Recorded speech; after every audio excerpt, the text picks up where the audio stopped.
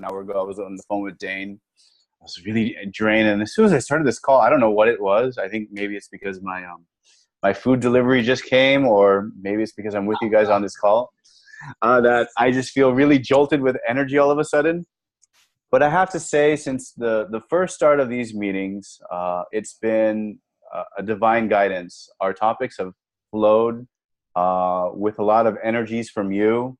And I encourage all of the people who have been coming here today that we keep asking you to attend these meetings. I'm going to try to make things a little bit more streamlined together with Dane. I think we're going to try to create a WhatsApp group. We tried Telegram, but I don't think many people, we didn't have too much chatter there. So we're going to move over to WhatsApp. I think that's a little bit more universal. And we're going to try starting to broadcast our the join for this link prior to. So salam, namaste, mabuhay, as we say in the Philippines. Welcome, everybody. Before we begin, as part of the solstice celebration, can I ask any one of the participants of this meeting if they would like to lead the invocation before we begin, so that we can center our energies together. If you can just unmute your microphone, and I'll wait for somebody to feel guided to say, yes, I'd like to do this. You can say a prayer, you can say a chant, you can play a video, whatever you'd like to do. Tatiana, are you up for this? I am. Can everyone hear me with my mic, just to make sure that we're coming in clear? Mm-hmm. Wonderful. Yes. Okay. Go for it.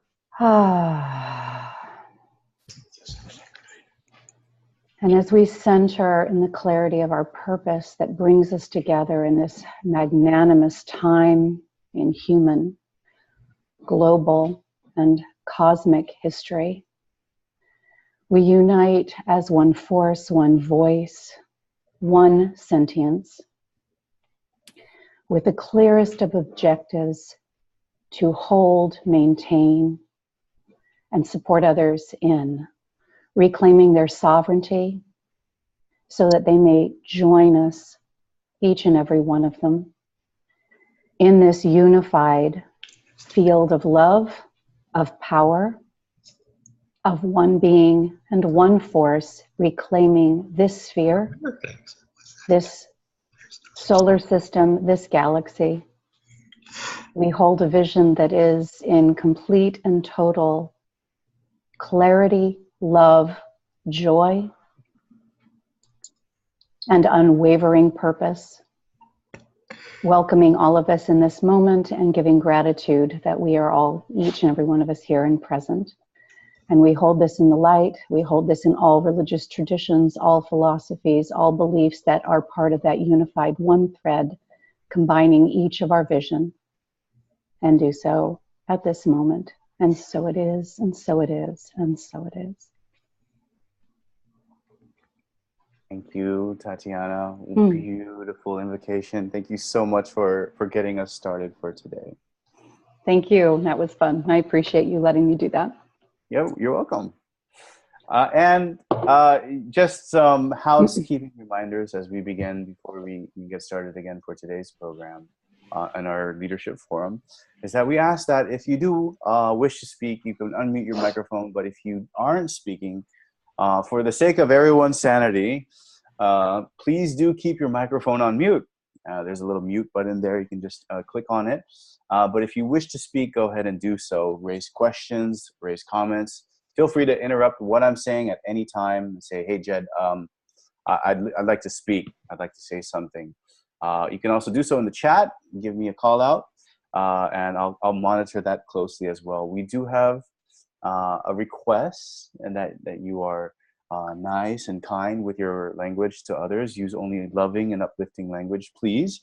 And we appreciate your feedback after these meetings. You can approach myself, Dane, or any one of the PFC Council leadership members. Let them know how we're doing. Let them know what we can do to improve. That's always something that we're focused on in this mission and this goal is what can we do to make these leadership forums better. So those ideas, they actually come to me during the week on what topics should flow in. Part of your feedback helps give the idea for the flow of what we discuss. And I think what's interesting to note about these PFC leadership forums is 9 out of 10 times I'm finding myself right at about 8 a.m. PST whipping up the presentation before we get started. And it's because all of these energies just flow right into me of what we should be talking about. And, you know, it's coming from you guys, and that interaction from your leadership helps guide this leadership forum. So do tell us what's on your mind. Do write to us. And you know, Mayo, thank you for writing. You know, Shweta, thank you for always communicating. And Dr. Tatiana, it's always a pleasure having you come on here and giving us your time. But for the rest of the leaders here in this call, I'd love to hear from you guys. Yes, you can be here and just listen and participate, but you know, we'd like to also hear your voice in this.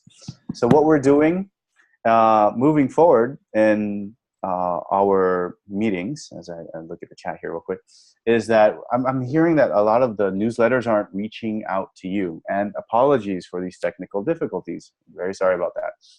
So we decided to create a WhatsApp group. We'll, if you want, just take a screenshot of this now or copy this link down. If you can see my screen here of this slide, use the QR code or the link here and join our WhatsApp chat group. And that's probably going to be one of the easier ways that we'll communicate things.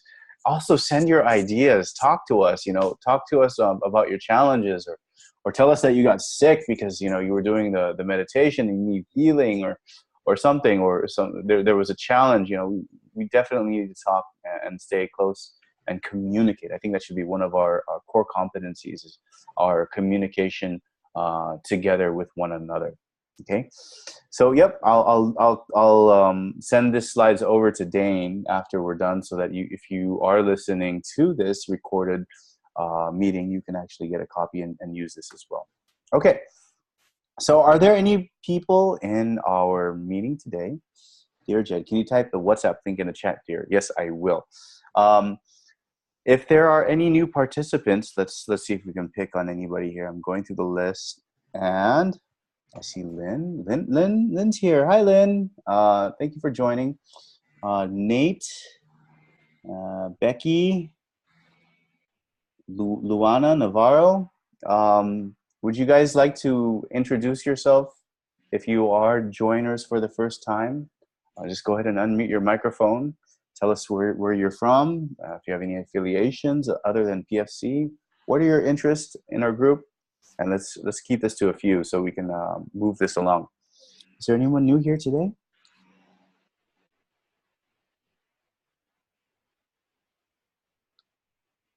Anybody new here today?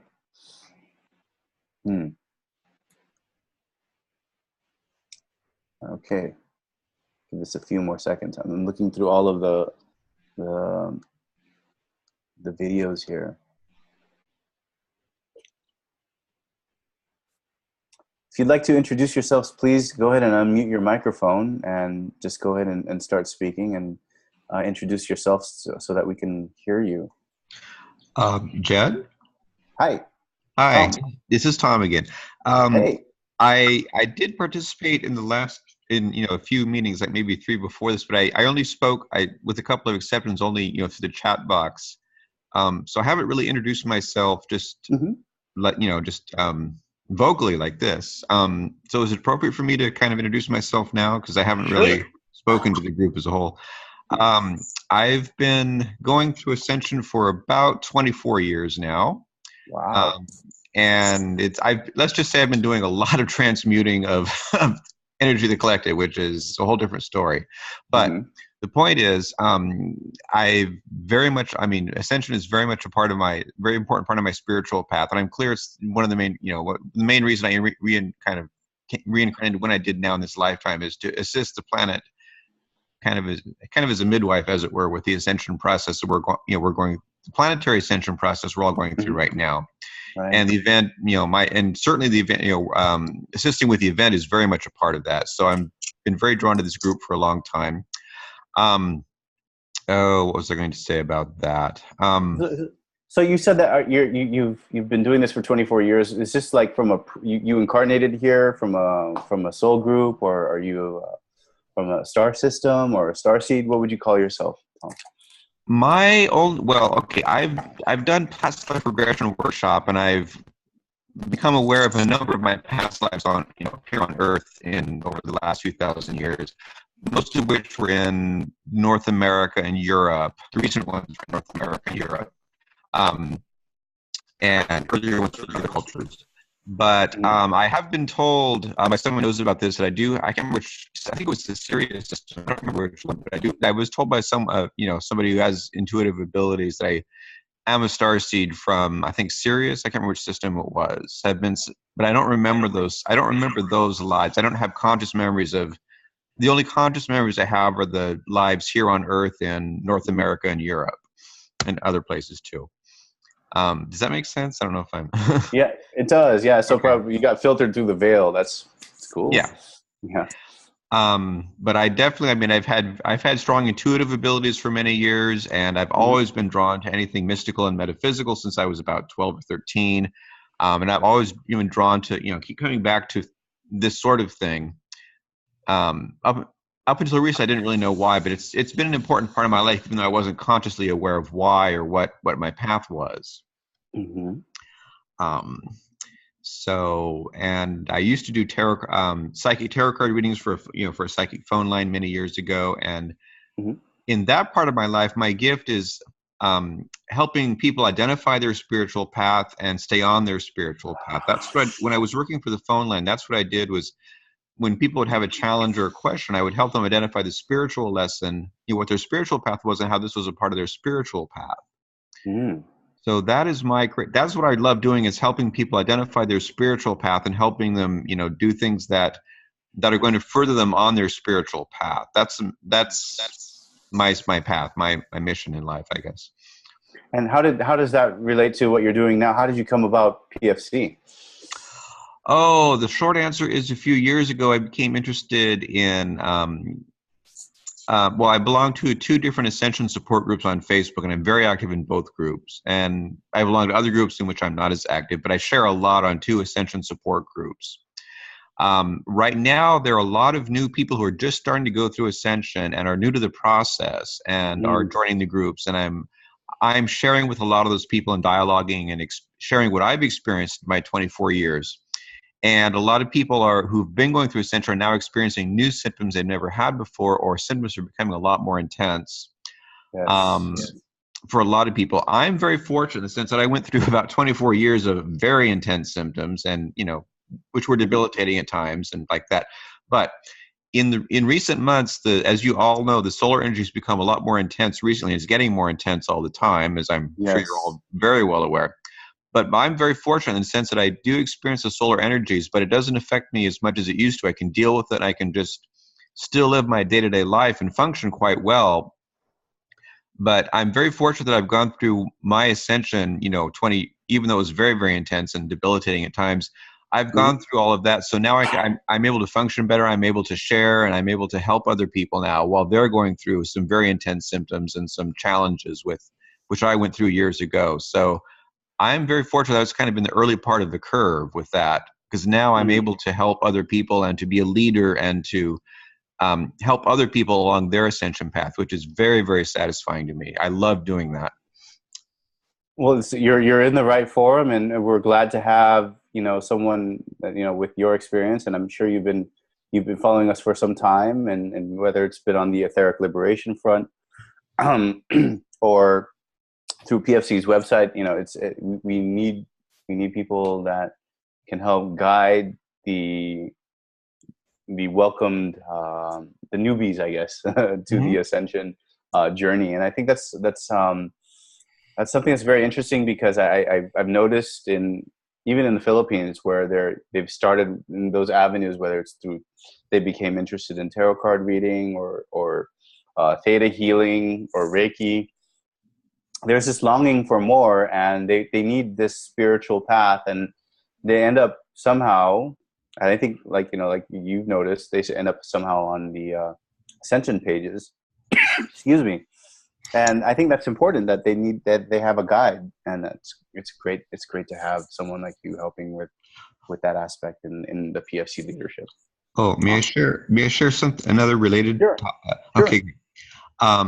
I've had many past lives of here on Earth, anyway, of managing shared resources for. Well, my spiritual path has been up until now has been helping manage shared resources for rulers of various types, usually monarchs of ours, and for priests, for priesthoods, mostly in very patriarchal societies. So I've been given authority from a king or a ruler or an archbishop or someone like that to manage shared resources. And what I learned many years ago from my astrologer is that my spiritual path this lifetime is to manage shared resources, but to do so from the heart, not from authority that's granted to me by some patriarch or some kind of patriarchal institution. That I have a lot of talent for managing shared resources, and I've always been very well organized and very good at structured linear thinking as well as creative. I'm a writer as well. So anyway, my point is that working with PFC on helping with the transition of the event is literally what I was born to do. So I'm very excited about being a part of PFC and using my what I've learned in my past lives in managing shared resources, organization, and with spirituality and things like that to work with PFC to assist in what I kind of view the event as kind of working with the event is kind of midwifing a birth of a new consciousness, new era in our planet's spiritual history. So I'm very excited to be part of PFC, to be part of that, what I call midwifing, midwifery process. So, oh, that's exactly what this is. The ascension has been kind of like described as birthing pangs, and I think that's a very interesting way that we are, as light workers, is in essence midwives to the process of ascension. So thank you, Tom. Yes, you're very welcome. You'll have to bear with me as I put my mic on mute when I'm about to cough. So funny. Just so you all know that I ended up getting a flu. I'm not sure if any of the other light workers around the world have, but it's been going around even here in Manila. Dane had it. I got it on Sunday, just the day after last week's call, and I believe it's targeted. This is the work of the dark forces or the cabal on here on the physical plane, just screwing with us. It's probably one of the things that they can do to stop us from reaching out and coming together to do this. But very glad to have everyone here and host. So if you're you can mute your microphone, Tom. Yeah, I can hear it. Thanks. Yes, sorry, I'm eating something. Yeah, no problem. Yep. Okay, so is there anybody else who would like to introduce themselves, even that they've been here before, but they've never really came out to speak to the group?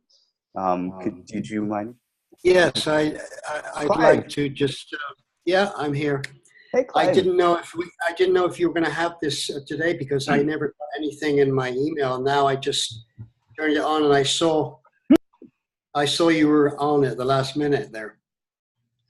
I just would like to wish everybody a Merry Christmas and a transformational New Year. I think this is going to be very heavy, this one, really.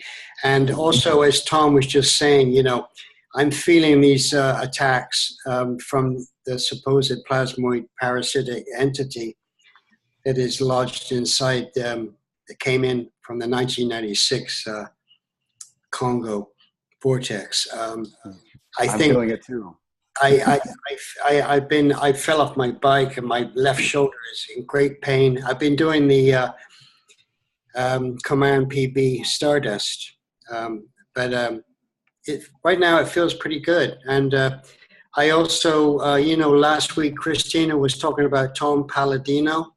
Mm-hmm. Yeah, I sent my picture. She sent it to him. She said he was away, but he came back yesterday. Maybe he did something as well. But anyway, I sympathize with all the light workers and light warriors, because I know that there's been a tremendous amount of attacks So I sympathize with everybody, but just keep yourselves together and have a really great time this Christmas, because it might be the last one we know as it is.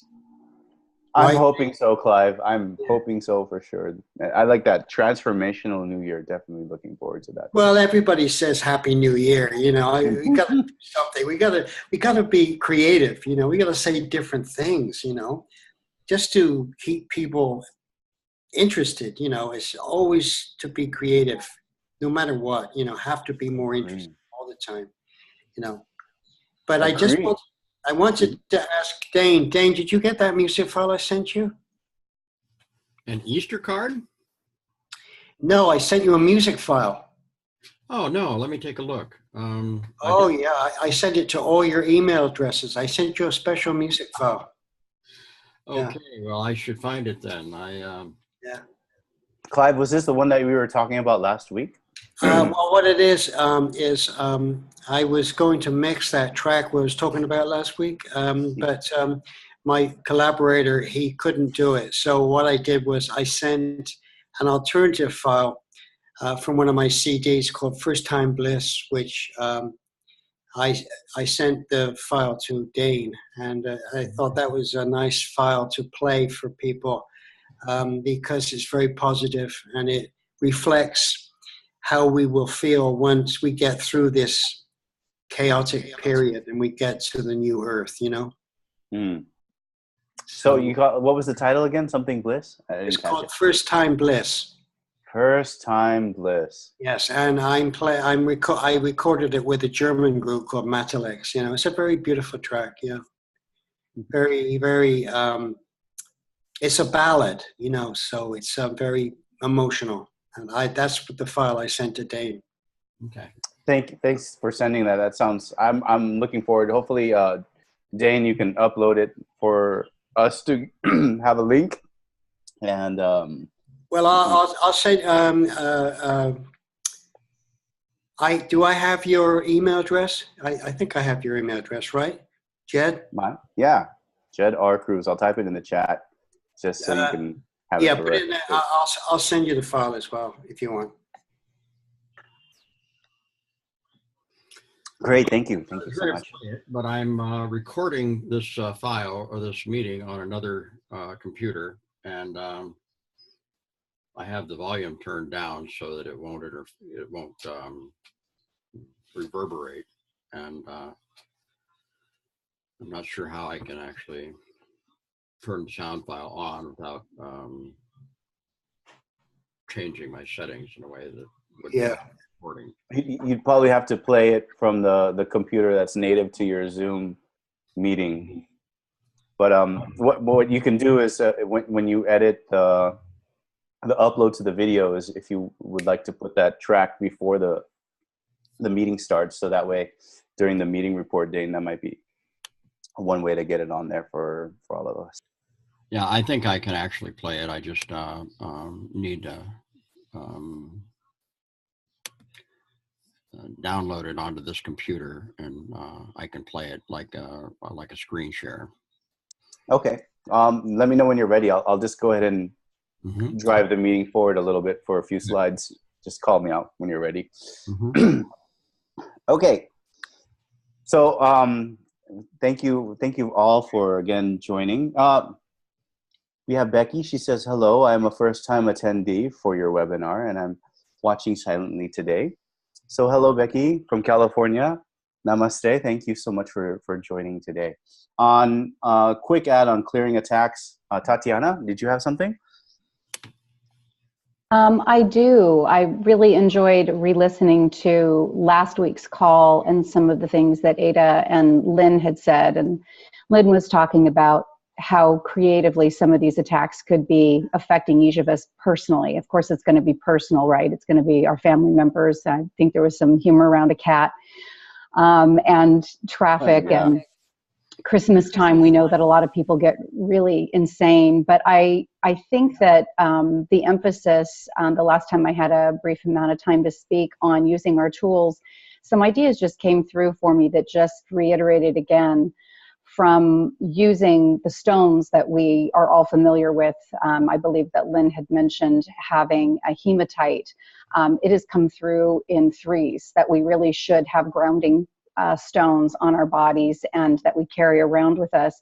But one of the easiest things to do that a lot of us don't think about, especially now that it's winter here in the Northern Hemisphere, and I have a great little video that I could attach to the chat if that is appropriate, is to go outside and ground. We don't really give full acknowledgement to the fact that we are sentient earth beings and that our bodies are, again, made of that terra firma, and that if we do not take that electromagnetic discordant energy that we are constantly being bombarded with, both by our smart meters and our phones and our servers and scalar waves, and go outside and get into a clear pattern of breath work in the same manner that we do when we're doing these cumulative meditations, where we're bringing that energy down through crown chakra down into the core of the earth, and then bringing it up from the core of the earth out through crown chakra to the central sun, and giving ourselves about 20 minutes of bare feet on the soil without the rubber interface or any of the other synthetics that are built into our shoes.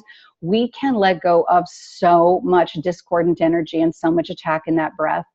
And if we're really having an emergency, I don't know if it's been introduced in the past calls, I've never heard it when I've listened in, but if everyone's familiar with the Kadosh, it is a statement that is made that is kind of a powerful biblical Keys of Enoch, Book of Enoch, calling in from the highest sources through a Jewish or otherwise a Hebrew tradition of statements, which is Kadosh, Kadosh, Kadosh, Adonai Sabaoth. I actually had my 3-year-old grandson being attacked with me just a few days ago, and it was so clear, and he is very intuitive. He could see what was in the room, and it clears the room immediately if you need those extra big guns. So I just want to remind everybody, yes, tachyon chambers, great.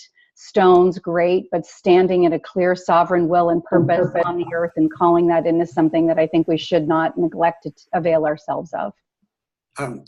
Tatiana, could I ask you something? Absolutely. You were talking about stones for grounding.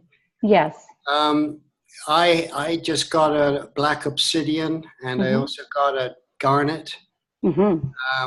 And I have tiger's eye. Are those good stones too? They're phenomenal stones. Yes, they're all great stones. I have a background in Christology, and you picked very, very well. I just know hematite are easy to come by, so that was one of the ones Lynn suggested on last week's leadership call.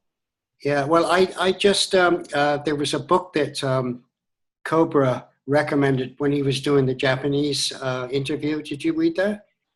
I'm familiar with it, yes. Yeah, he recommended this book called The Crystal Stair by Eric Klein. It's a phenomenal book. I recommend that for everybody to read. It's it's about ascension, but they talk about to visualize yourself in a stone pyramid. You walk into the stone pyramid, and then you sit there. Close the door, and you sit there, and then you imagine the light body coming over the stone pyramid.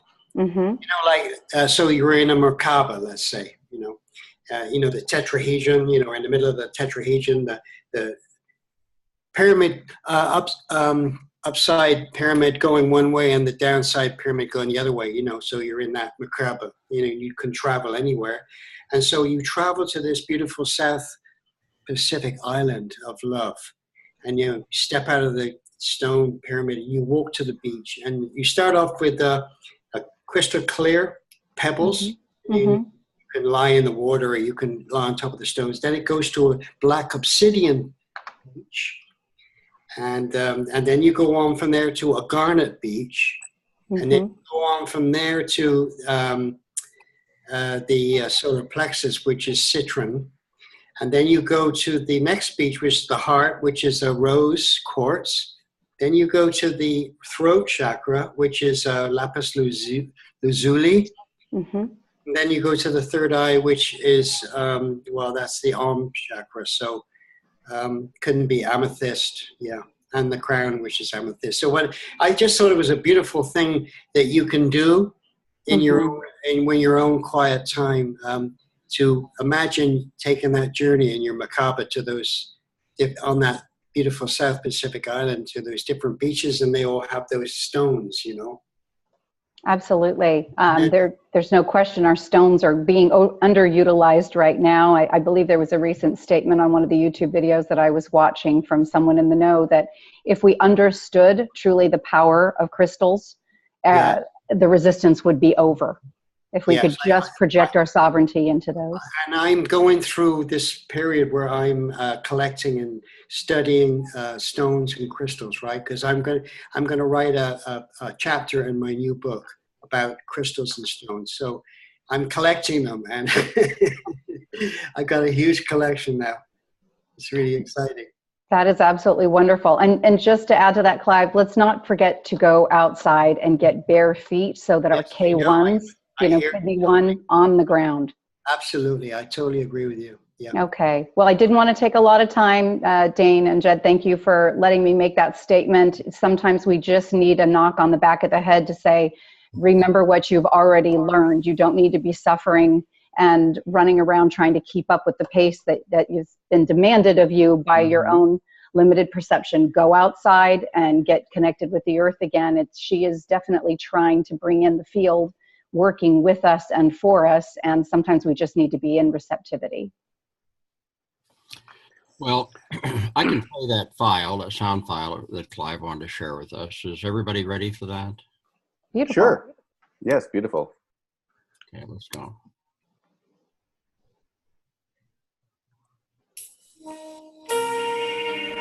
Can you hear that? Yes. Yeah, I can hear it. Yeah. Go ahead.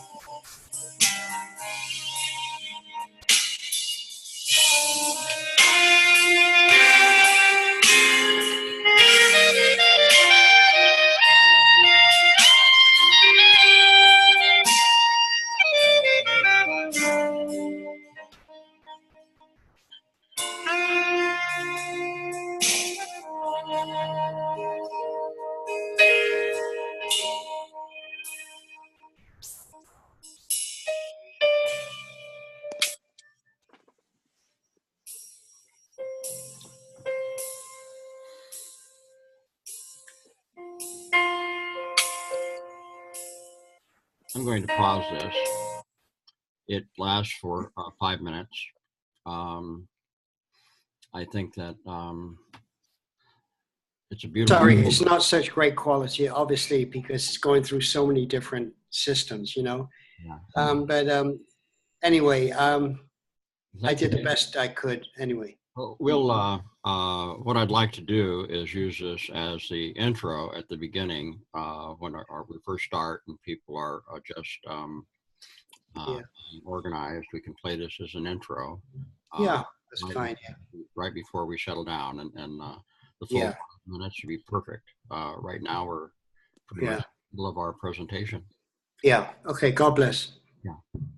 We'll do that next Thank time. you so much, Clive. That was beautiful. Absolutely. Absolutely beautiful. Absolutely. Thank you very much, Jed. I'll send you a copy as well by email, okay? Cool. Cool. All right, okay. Thank you. Thank you. Funny enough, I was just making fun of Tom for having really bad internet in Seattle, and my connection to Zoom just drops out. So that's instant digital karma right there for you folks. Okay, so let's move along on our topic. And I think what I wanted to just highlight is, why is meditation a strategic mission for PFC? And Ada gave me some points through email before this meeting, and she apologizes that she couldn't join this one. She probably join about once a month. She wanted me to kind of share these. So she made some interesting observations that I've that were like mind blowing for me. And here I'll share. I'll just go right into it. So PFC actually understands that the resistance movement, or the light forces, whether they're above ground or underneath the surface of the earth, that they're observing the surface population. And what are they watching? Well, but basically they're looking at our capabilities, and in their assessment of our capabilities, they want to know and determine how much can we as humanity be relied upon during the time of the event. It's assessing things in terms of a standpoint of how fast they can move things along without us having too much adverse reaction to the transition, I'm assuming. But when the meditations came up as an idea, and Ada mentioned last week, she gets downloads from Saint Germain. So I'm assuming that her guidance has probably said, or maybe she's spoken with Cobra. I'm not sure where she gets this intel, but she said that the RM almost gave up on the surface population in terms of using mass meditation, but they were taken aback this year. This year has been a turning point for the ground forces, for us, and the efforts that we've been doing. Here's someone that wants to speak. Does somebody want to say something to this point, Dane? Or is that you just moving your mic around? Okay, you're just moving your mic around. Jed, Yeah. can you hear me? Ellen, yes. I'm sorry. Oh my gosh, you were supposed to speak after the thing. Yeah. What's up, Ellen? Okay, I just wanted to share something concerning stones and crystals. I Mm-hmm. did a shamanic journey this week for someone who was having health issues. And it ended up, we were in a dome in like a mountain cliff behind this huge, huge waterfall, that you could hear the sound, and that's all you could hear of the water. And the dome, it was stone, and then it started changing. It was amethyst. It turned to rose quartz. It turned to that dark green stone that has the red specks in that they say it's Christ's bloodstone. And it was aquamarine and different other colors. And apparently what the person I was doing the journey for needed. It was just the coolest thing I ever saw. So apparently stones and crystals are very, very, very important for us and for healing. That's all I wanted to share. Would you say that they're also important for us in terms of protective wards against Absolutely. these attacks? Yes, have you used any of them? I know hematite is the number one thing that comes up, but are there ones that you keep personally? I have obsidian and hematite. I'm drawn to I can't even say it right. It's the really dark stone, the lapis lazuli or something. I can't pronounce it. Rose quartz I have around me. And I also have Himalayan salt lamp in my room. And I have some stones hanging in this little bag by my head of my bed. So, and I'm drawn to stones and animals, being shamanic, of course, to earthy things. So I really didn't think about the different stones that I have around, but I did, like, for instance, I have trouble with my hair. It keeps falling out. And I asked my guides, what can I use for my hair, right? I know there's some natural solution for this. And they told me granite. Granite, really? Granite. And I thought, what in the heaven are they talking about? And I Shampoo with thought, and granite, where am or I going to get a piece of granite, right? okay, so a So you're piece. going to love this. So I know this was the right message for me. I said to my mom, I don't know where I'm going to get granite. She goes, oh, in the hallway. I'm there, what? Here, when my father, years ago, my father and mother had been up in New Hampshire. They they went to a mine where they did granite, and she had 2 little slab pieces in a bag. So not only did they tell me it, they brought it to me, and so I looked up the metaphysical properties of granite, and it is good for hair and skin. Isn't that wild? That's interesting. Now So I what have to happened? figure out how to use it though. That's what Oh, I okay. have hanging in my bag, okay, at the head of my bed. I don't know if I'm supposed to grind some of it up, and massage it into my scalp or what, but I'm sure I'll get, directions to it. But apparently the natural elements, Mhm. even for instance, I had some other condition. I said, what can I use for it? Oh, a rash on my foot. And I said, what can I put on it? And they told me tar. And I said, what are you talking about, tar? So I went online and I looked up tar, and there's shampoos with tar. Mhm. And I started to look into the properties of how to make your own tar water for, Mhm. for healing things, for healing uses and purposes. So I think everything around us can be used.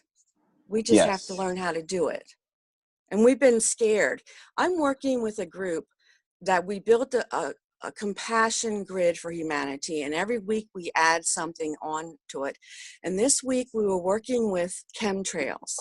Mhm. And what the wildest thing, it changed the total energy for me about chemtrails, is Mhm. this woman was saying that all of these metals and stuff in the chemtrails, they all have metaphysical properties.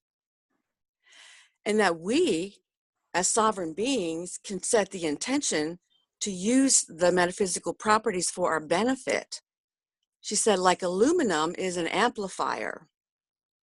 So whatever you're working on, your intention of the day is to acknowledge the chemtrails and put your intention that you are using these chemtrails, metals, and so forth for your benefit, for your growth. Mhm. Because as sovereign beings, we should be able to do that.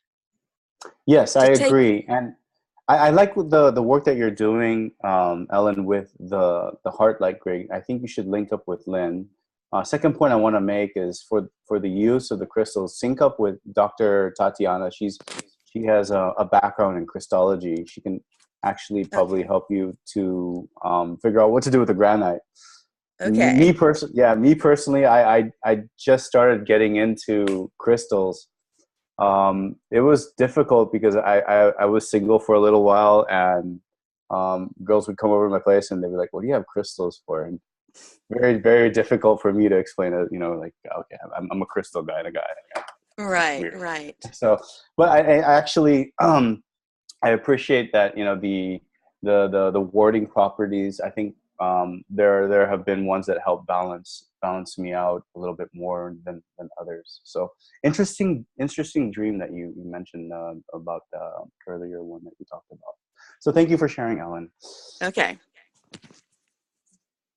So let's going back. Thank you for. I didn't mean to cut Ellen off. She was supposed to go after the song. So I want to move forward with this so I can get to the next slide and then discuss about. Lynn wants to talk about something, and I'll come to her next. But the thing for why we do meditation as an overall strategic mission for PFC is these points here that I mentioned, where the RM is observing us, and that they were actually shocked with what we did in April and August of this 2017. But normally what's happening is that the light forces often carry out critical and sensitive planetary etheric liberation missions during these astrological moments. So Lynn has actually something to share about that. And so Lynn, are you there?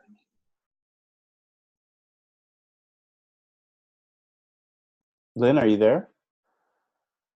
Hi, Lynn. Can you hear me? Lynn? Lynn is here, but I don't know Yeah, where. I don't know where either. I think she's on mute. Can you hear me? I can hear you. Okay. I hear you. Oh, there you go. I was Unmuted. on mute, sorry. It's cool. Um, good morning, everybody. Welcome to this meeting. I just want to share a little solstice story with you. I attended a group meditation on the solstice.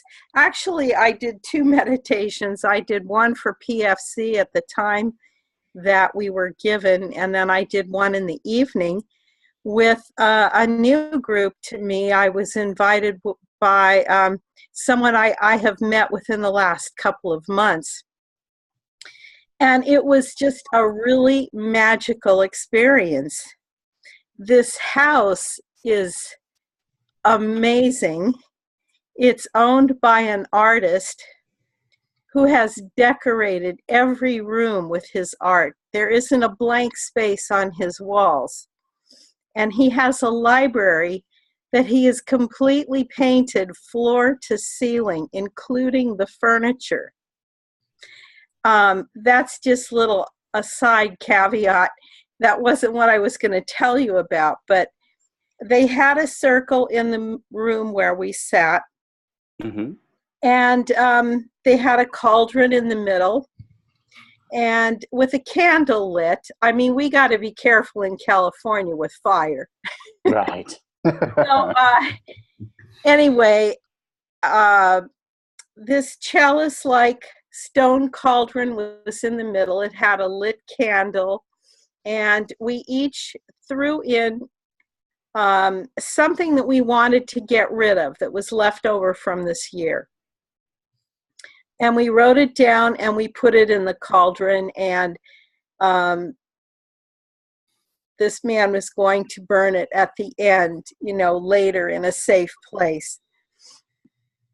And then we also wrote down what we wanted more of for 2018. And one interesting thing that happened during this event, when we walked in and we had this centerpiece with the chalice, and there were rose petals and there were stones, and it was in a circle. And when I was looking for a seat, there was probably at least 35 people there. When I was looking for a seat, my foot hit one of the stones that was actually buried underneath these rose petals. And at some point during our ceremony, we were asked to go pick up a stone if we felt like it. Well, I picked up the stone that I had kicked with my foot. And interestingly enough, we were given the stone to take home, and it's just a regular rock. It could be granite. Mm-hmm. And I noticed that it fits my hand perfectly. I mean, even the little crevices in this rock, it comfortably fits my hand. And I'm going to put it on my altar, and I'm going to use it as a power object. And I'm going to sit with it when I have to make decisions, and when I meditate and pray. So this was just a beautiful gift and a beautiful ceremony for the solstice. And I just wanted to share it with all of you. This is something simple that we can even do ourselves or with a group of our friends, Mm-hmm. looking towards the new year. What do we want to get rid of from 2017? And what do we want more of in 2018? And you can design this any way you'd like, any way that feels right to you. So I just wanted to share that with you. Thank you, Lynn. Would you say that what's your top 2 manifestation goals for our PFC movement? based off of, you know, what you want to meditate, what we should be meditating for or manifesting for in PFC? Well, you know, I think PFC to me is a microcosm of the world. Mm-hmm. And what I wish for all of us is peace, joy, and happiness and prosperity. You know, I want that for everybody. Definitely. Those are good things to wish for the group, to manifest for together, and hopefully we can design that reality in the new year for each of us by uplifting one another, Lynn. So thank you for sharing your story. I appreciate that. That winter solstice opened up a lot of portals, and those energies have been, despite all of the attacks from these plasmoid worms, I think we still have a lot of beautiful things. And I'm going to ask the group in a little while to share their stories, Lynn, on what happened to them during this week's meditation as well. Great. So I'll go in. I'll move in a little bit more and zoom in if we can. What makes our meditations different? So I've seen a lot that goes out on the internet. You know, let's meditate for this. We're this group. But when PFC does it, we do it with purpose. We do it planetary, and you know, it's for the liberation and for the ascension. Essentially, we're working with the forces of the light in etheric and physical layers. But we also have something that's kind of unique, and this is given to us by the Dragon family. We use a guided audio and visual meditation that's synchronized around the globe. And when we do that, when we look at these YouTube videos, you know, we hear the same audio, we see the same visual, we are following the same guidance altogether. And Ada said that this amplifies the signal that we send out to the universe, and it makes our intent coherent. I needed to highlight this because, you know, when we're doing this on a planetary scale, you know, the objective is to get mass participation, right? But when we participate all together in the universal way that we are doing it in PFC, it's going to drive and deliver a more coherent signal into the universe when we anchor in the light together. So the call out and the action needed from the PFC members, and we've been talking about this since day one, is the languages. Now, Ada, Dane, myself, or Lynn, if you well, Ada has made herself the point contact, and I'll put the email here. But we need languages. So if we do have another call out for the next planetary meditation, can you help us do the translation? So far, we have about 18 languages, and we'd like to have more done as well. Okay, so what's the report from the solstice meditation? And we're going to go into what happened next. Thank you, Yannick. If you speak Danish, please do help. Ada O. Shaw is the person that you want to reach at gmail.com. What she needs is somebody to do an audio over, so in the language that you speak, so you can do it in Danish, and then send the text, and then her team will compile the video together. And we also need help with translating some of the sites that we're going to be doing. You can work with Dane on that as well. There's also the planetary meditation report. Now, the portal hasn't closed. That's closing on 26th December. So we're not sure if critical mass was reached. I personally feel that it might have been, but I'm anticipating what Cobra and others have to say about it still, and I haven't really gotten too much intel. And as I mentioned, the video was translated into about 18 languages, and we had about 14 days to plan. So in the last couple meditations for August, as well as the, I think it was the spring equinox meditation, the one we did for the Congo last year, that had only 6 days of runway time. So I know that the plasmoid entity has been, its little baby worms have been going after us like crazy, and it's been probably really hard for some of us. For me, it was difficult to cut through a lot. But I wanted to make call outs to everybody here listening today to do a kind of country report. Now, this is a template. I'm just using the Philippines because I do participate from here, and I do ask members from the Philippines. We have about 250 people from the Philippines who were invited to do the planetary meditation. Now, if you look at this slide, what this essentially is, it's a template for you to send over to us so that we can include it into this report for the Winter Solstice 2017 meditation report. So if you're from a specific country, say the United States, you can actually say, well, like if you're in the US, I want to do it for my state. I asked 20 people to join, 10 of them joined, and this was some of their feedback.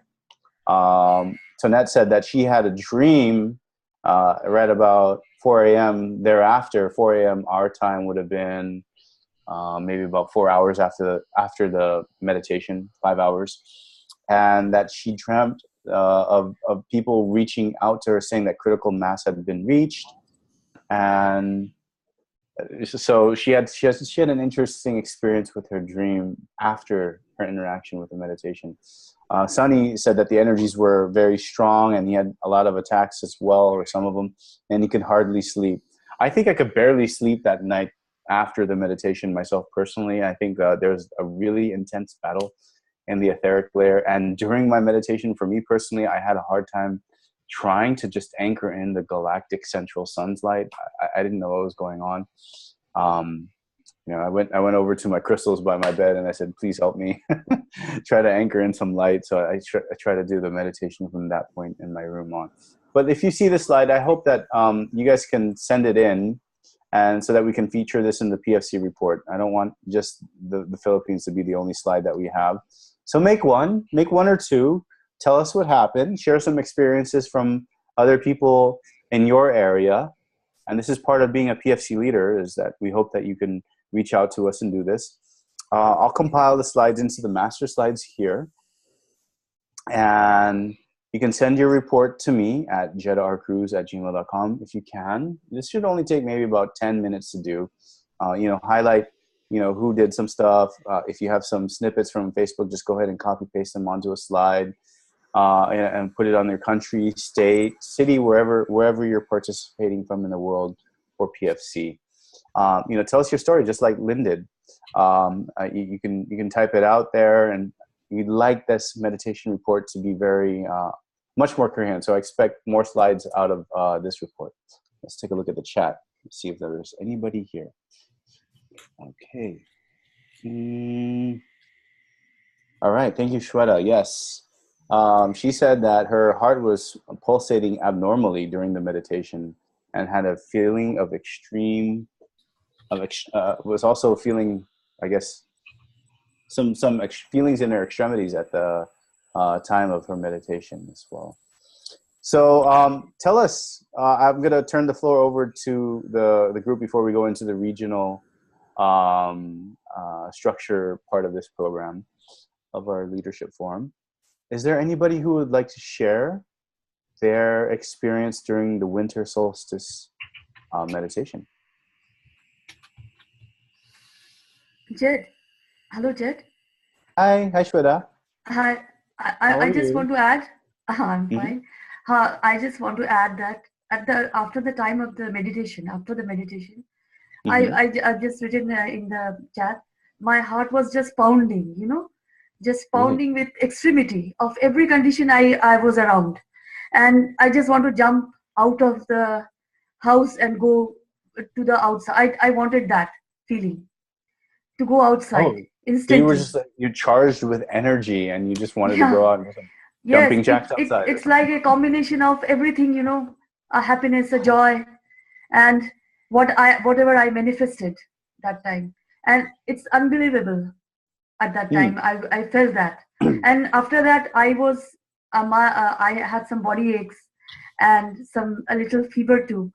But in the morning, I saw some dreams also of my ancient souls those who are dead, coming out from the ashes, white ashes, they are coming out.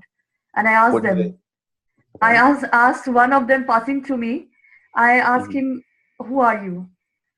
So he said to me, I am an ancient soul, you know, just Hmm. that dream. Yeah, in the morning. Yes, thank you. Thank So he you. just identified himself. He didn't say anything about No, the he was a old man. He was an old man, all Uh-huh. covered with ash. And when I was talking with that man, he was happy and he was looking at me. And I asked him, who you are. He told me he's a old soul, and just at the time I was talking to him, I in the arena I see ashes, a river of ash coming down, white ash, and with that ash, many people, living people are coming in that ash, flowing in Mhm. that ash, coming from one end going to the other. You know, Mhm. after the meditation, I felt and dreamt like that, and even I saw that, I feel good. I felt good. You know, Interesting. I'm daily feeling good day by day after this. You know, Me thank you. personally, like I thank you, Shweta. I've it's been high low for me. I think right when I'm about to meet with you guys, and right after, I feel so great, and then I don't know, maybe my guard lets down, or maybe it's because I probably just ate a Big Mac or something from McDonald's, and then yeah, that's it. I'm back in the downward spiral myself. Yes. So I That's think it. that's amazing though that you've had the charged energy right after. Did Yes. anybody else have And an interesting experience? Jet, Go ahead. can I tell Sure, one thing? sure. Uh, During this time of the transition, of course, it's hard, very hard to let go everything. But we have to let go. You know, Mm. uh, I suggest one thing to, if anybody tries, it's a getting out, rid of the worms and all the plasma bodies in Mm-hmm. black entities in our body. You can make a saline solution with sea salt and Mm-hmm. add some ash of borax, borax or turmeric. Make an ash of Mm-hmm. turmeric and put it in the saline solution and let it sediment. The solution sediment, and it with a dropper. You can use the water and put it each 2 drops of that water in each of your nostrils, and you will get out of fatigue and many ailments. At this time. Share that with the So chat group. Yeah, like I'd like to I put have that. shared it last. Okay, I'll share it Yeah, now also. yeah. Share it now again. Yeah, that'd be great. Yes. Thank Thanks, you. Shweta. Thank you. Thank you. So, anybody else would like to share their experience during the solstice meditation? We would appreciate that if you can give us some feedback, if you have any intel apart from what we've already shared. You can hear somebody's microphone coming on. Yeah. Well, are you talking about the one at 11:28 in New York? Yeah, that one. This one you're talking about? Because Yep. I've been doing the Toplet Bomb one, for the plasmoid entity and the Yaldabaoth. I've been doing that every morning at 10 o'clock. But this one is the one that's running until the 26th, right? Yes, that's right. What do you call that meditation? This one's the winter solstice meditation. Yeah. Well, I definitely felt a lot more people were in that than normal. I always hold. I pick out which crystals and stones each time I change the crystals and stones, and I hold about as many as I can, like up to like 8 or 9 in my 2 hands while I'm doing the meditation. So I got a major tingling on my fingers, major tingling, Mm-hmm. Yeah, I felt it was quite powerful. I hope it will reach the critical mass. I'm hoping it does. But that's my little story. Thank you. So you said that you had some physical manifestation, Clive, in a little bit of tingling in there in your fingers. So some sensations that you felt. Yeah. But did you have any attacks afterwards, or did you feel? I mean, because you're doing meditations twice a day, so I would assume that you've got your guard up right afterwards. Yeah. Well, actually, yeah, that was yesterday, right? The 22nd. 24. Yeah, it would have been the 20. Oh no, the 21st. I'm sorry, Okay. that's the 21st. That was Thursday, right? Yeah. I haven't been feeling that good. I haven't been feeling on top of things the last few days since I did that meditation. I don't know what that is, but right now I feel pretty good actually. But since Thursday, I haven't been feeling that really well. Mm. And the pain from falling off my bike, it's been increased, but right now I feel pretty good. So maybe that is maybe there were attacks to light workers, light warriors after that meditation. I guess according to Cobra, that those plasmoid parasitic entities that look like worms that apparently came in at the Congo vortex in 1996. They've been up there with the Yaldabaoth. Now, the Yaldabaoth, apparently all the tentacles are gone, but I don't know if the head is still there. I presume it's still there, or it's going, I hope. But they are the ones that are, this is the big problem. Because they've got a grasp on this planet, and they're just blocking everything. And apparently in the plasmoid parasitic entity, they're hiding toplet bombs. So it's, I never hear anything about strangelet bombs. I don't know what happened to the strangelet bombs. I never hear any mention of strangelet bombs. When there was a lot of mention of them, I only hear mention of toplet bombs now. Does anybody else know that or feel that, or Right. what do they think, Yeah, apparently the toplet bombs were embedded in the plasma entity, and the strangelet bombs have all been cleared. Oh, that's what I assumed. Yeah, I assumed it. I didn't hear any mention, so I assumed they've been by the light resistance movement, right? But it was. I'm sure it was a very powerful. Like last week, Ada was talking about the critical mass was reached for the Congo vortex one in February, and it was also reached in August for the it was a full moon, a supermoon. It was a supermoon, right? And a lunar eclipse in August. Mm-hmm. Yeah, that was one of the meditations we did then. Yep. Yeah, she said that the critical mass was reached also. So those were the two global meditations that were reached critical mass. Those two. The Congo meditation and the supermoon, the one in August. Yeah. Exactly. Yeah. So hopefully this will happen with this winter solstice.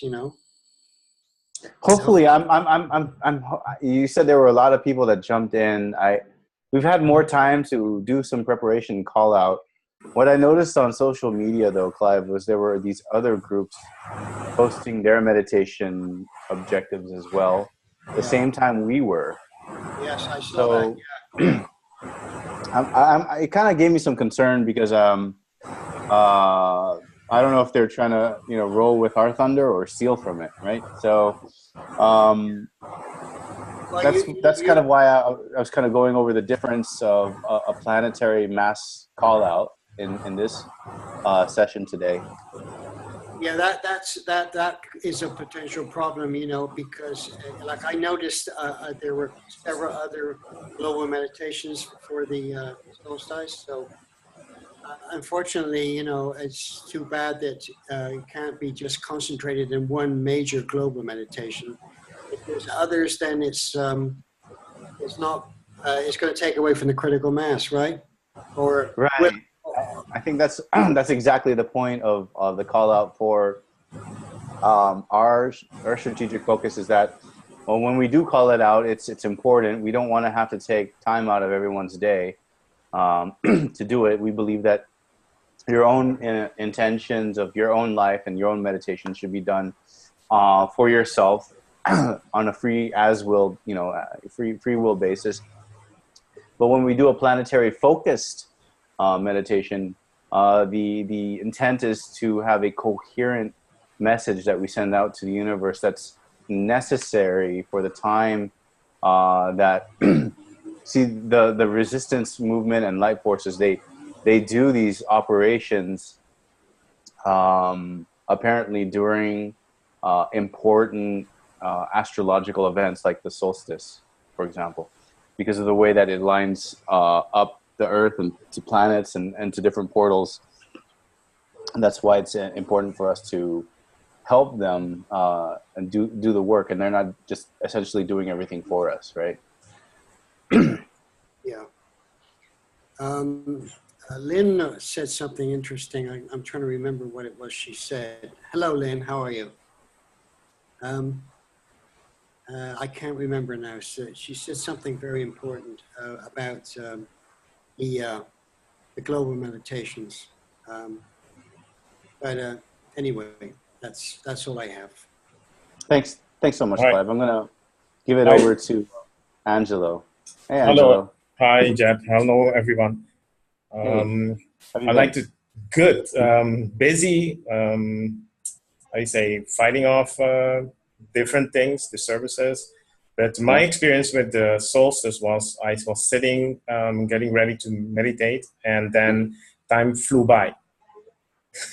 It just flew by. I was working on something, but by the time it came, I was so immersed into that thing, that activity, that I didn't meditate actively on that time. Although I do meditate every day, the tablet bombs, and today I did also the alerts. But at that moment, I didn't meditate. However, there are several things that I'm noticing around me. Before I tell you about that, on the 8th was my sister's birthday, and she invited me to a happy hour. I missed her birthday because I couldn't find the location.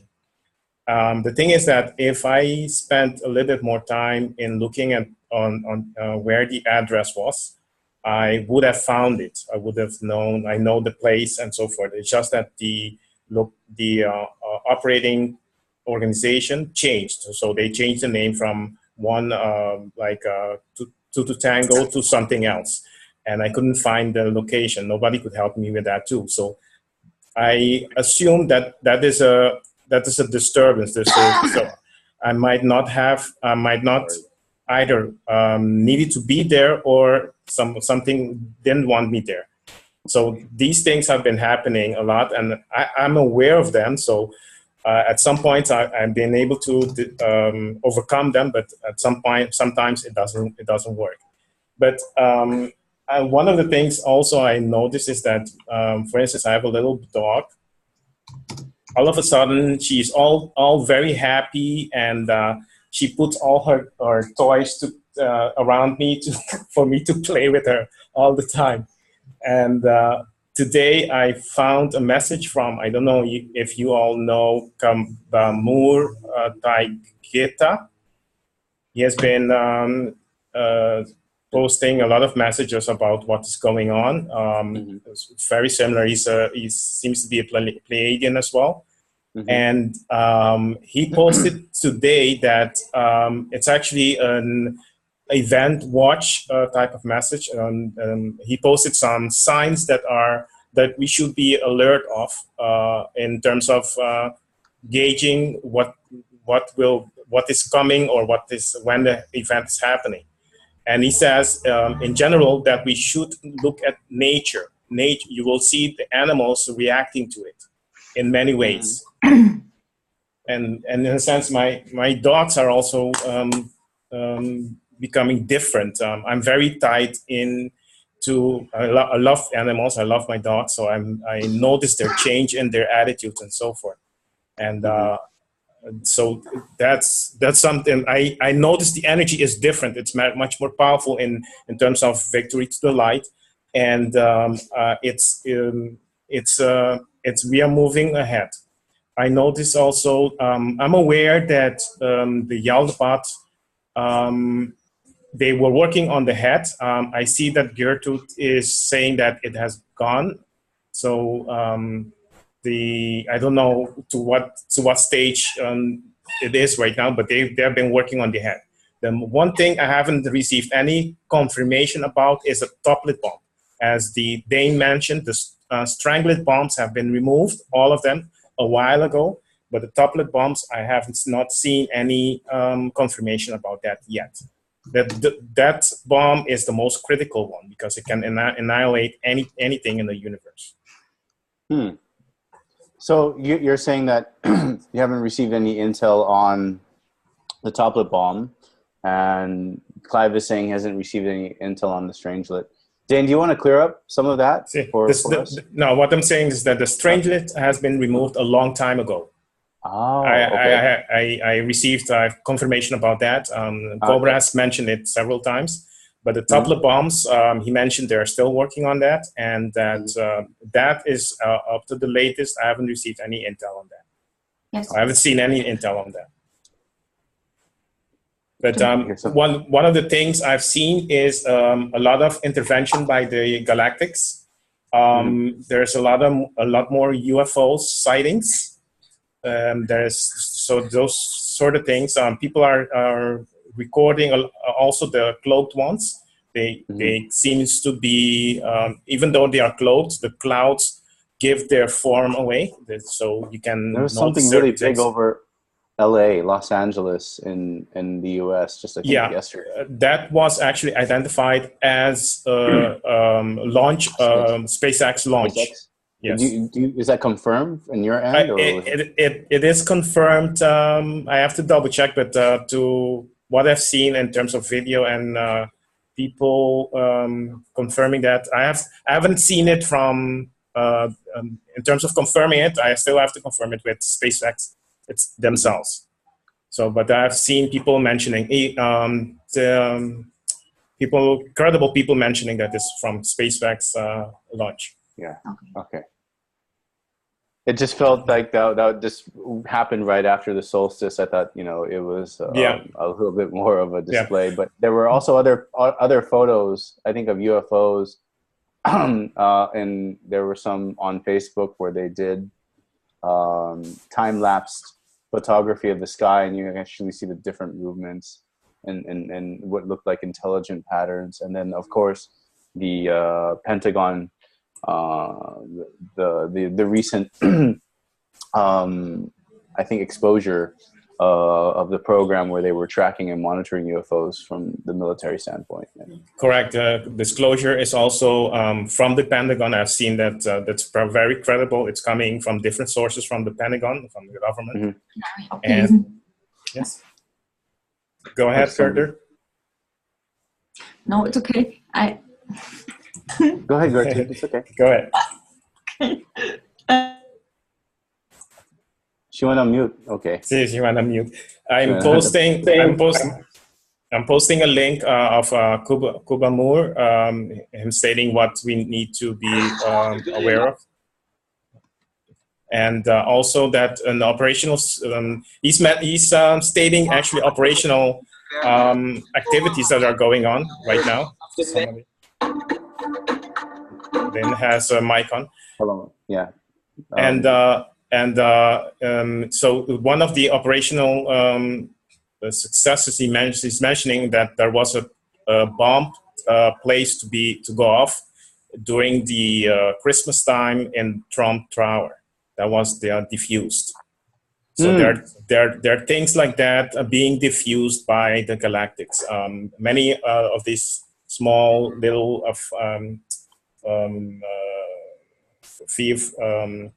red flag, not red flags, but false flags that they have set up to go and create fear. They are diffusing those things as well. How about in your area, in the Caribbean? Is there anything from I haven't seen anything from here. The way I see things is that, for instance, people are becoming aware and not knowing what's going on.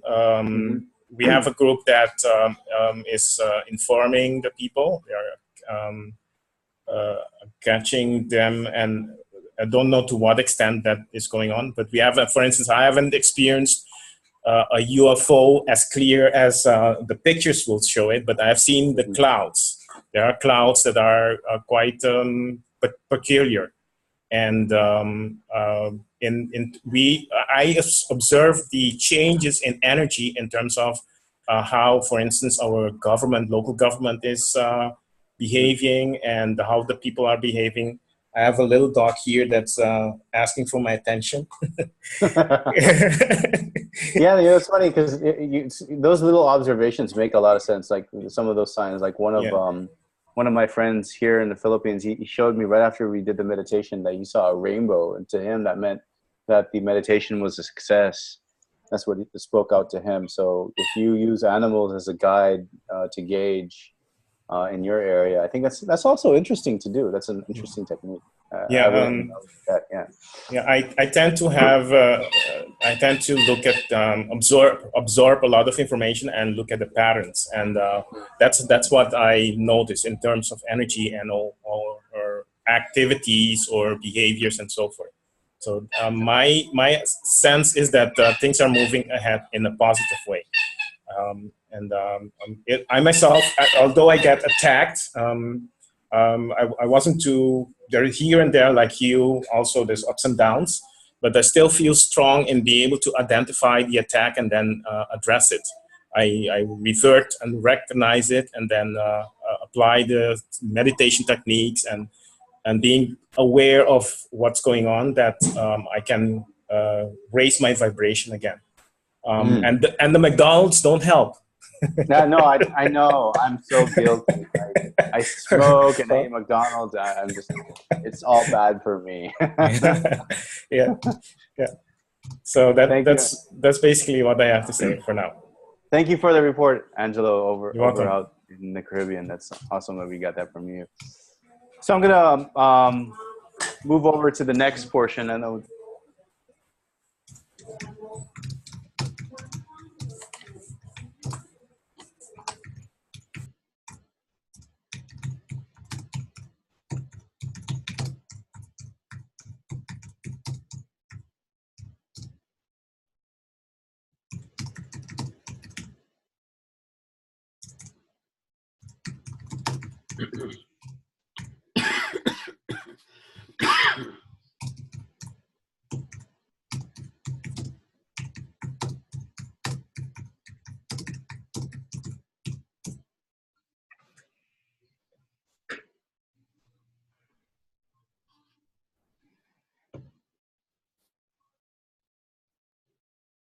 That was quite a drum solo.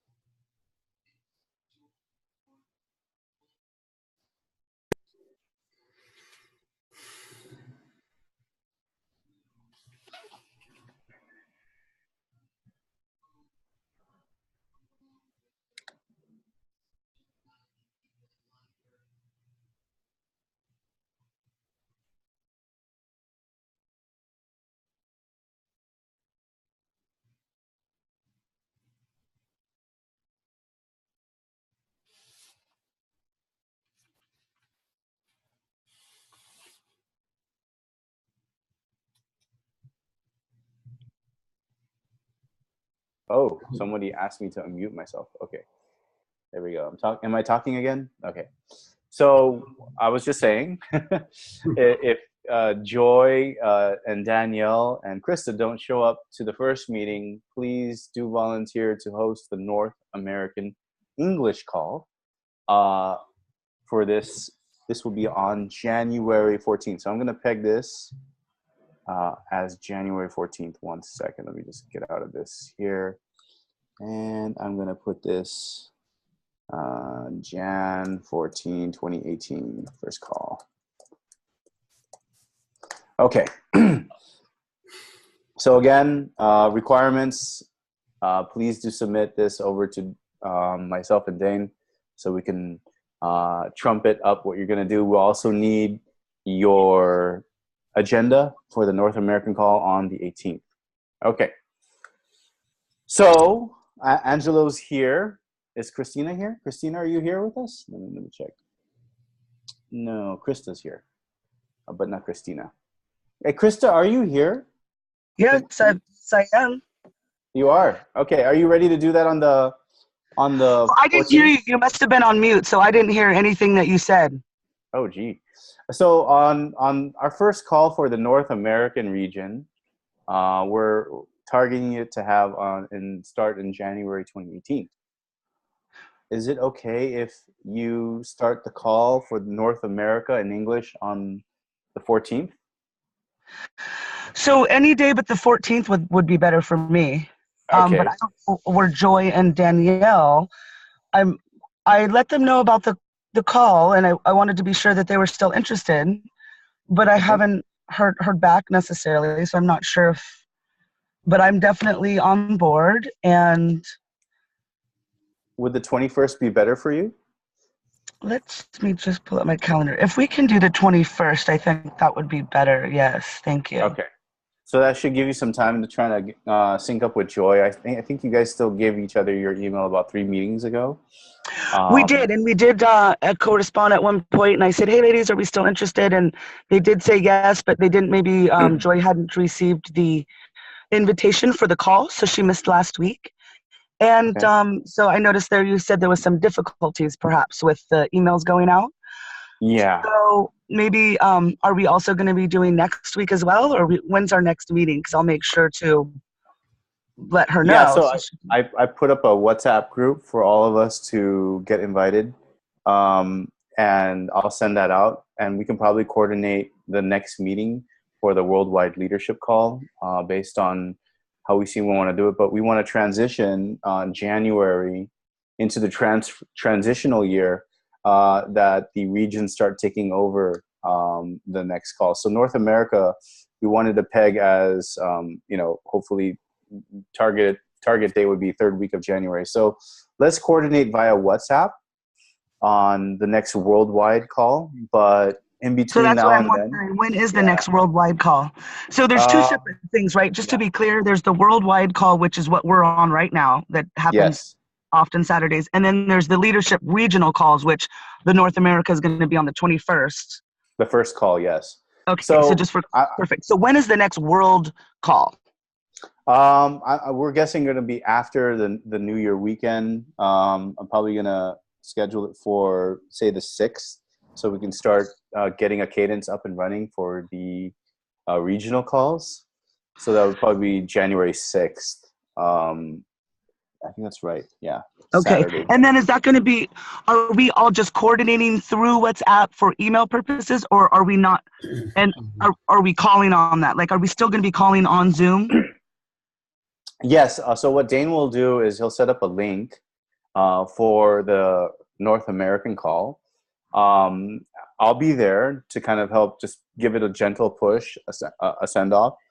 And I'm sure you can follow the format of what we've been doing for the worldwide call and just kind of copy paste that onto what you would do. But we would ask that the hosts and the co-hosts drive their own agenda and topics for North America, for whatever's relevant in that area, based off of the 4 strategic missions that we have, which is awareness, healing, and meditations, and then building this leadership structure. Those are the 4 strategic objectives. So you can have your own slides. You can just have a open discussion forum. We've talked about open space technology.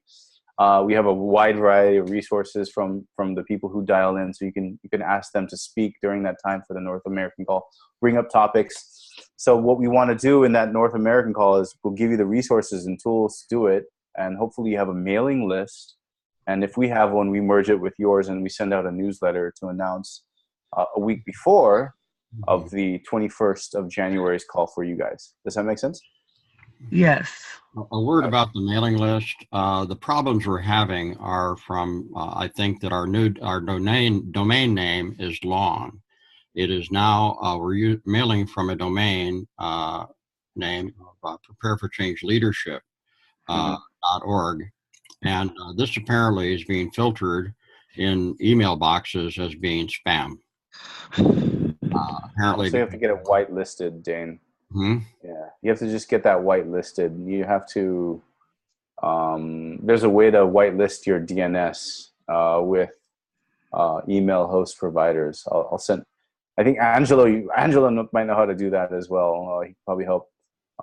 There's just we need to do technical that. thing. We're getting, this is a problem. The mail is going out. The newsletter is going out, but people are not seeing them in their mailbox.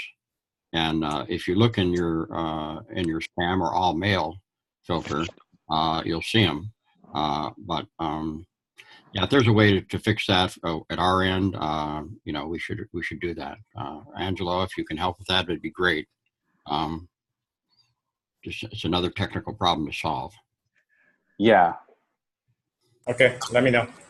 Okay. So one more question, Ed. Are we going to be transitioning into just the regional calls and then not doing the Saturdays, or are we going to be doing both? No. So what we'll do is, what we're going to be doing is the regional calls will happen on their own for about a couple of weeks, and then we'll collaborate together to have a worldwide call discussion. But we want the regional leaders to present something during the worldwide call. So it's kind of like you guys lead, you get your information from the boots on the ground, and then you roll it back up to the worldwide call again.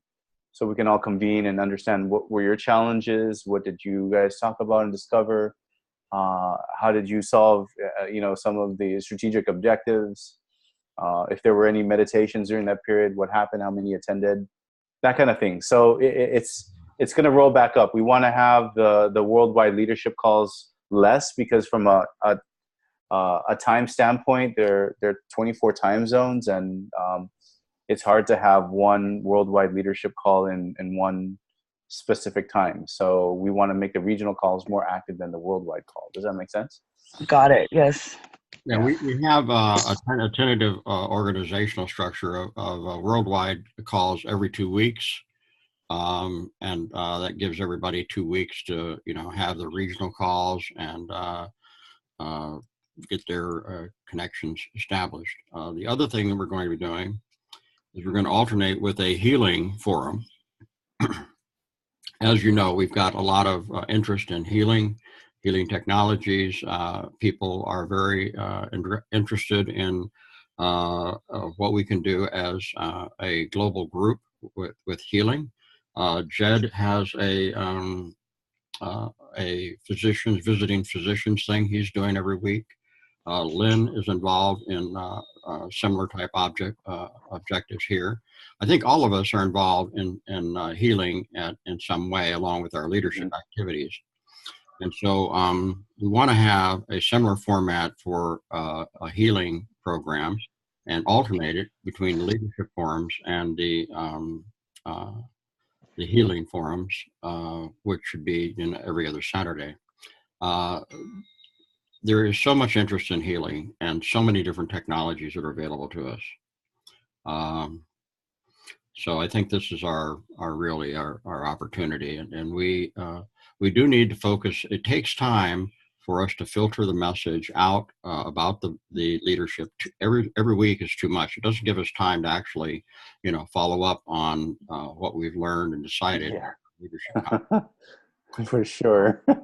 It's difficult. Like as Dane's saying, it's really hard to get disseminated information from 24 time zones and 200 plus different countries, and then try to merge it all together in a week's time for a worldwide call. We hope that the regions will take that burden of responsibility, and then what's strategically can be highlighted. This is how every corporate multinational company kind of operates. I work for a cabal-controlled company. I won't say their name because if I say it like that, and this is recorded, they hear that, I'm going to get in trouble. But this is how they do things. And they take this approach to manage the structure of information being disseminated from the bottom up and the other way as well, top down as well. And it helps, I think, drive more participation. For example, if North America wanted to have their own conference, they can organize and have an actual conference for healing together. If they wanted to have a conference for Christology, because it's an important topic to them, they would have that there. But if we brought that up at the worldwide level, that might not be applicable to, say, some parts of the world where, Christology or healing might not be for a focus for them. They might be more into, say, something like, herbal medicine or, astrology or something, or whatnot or the other.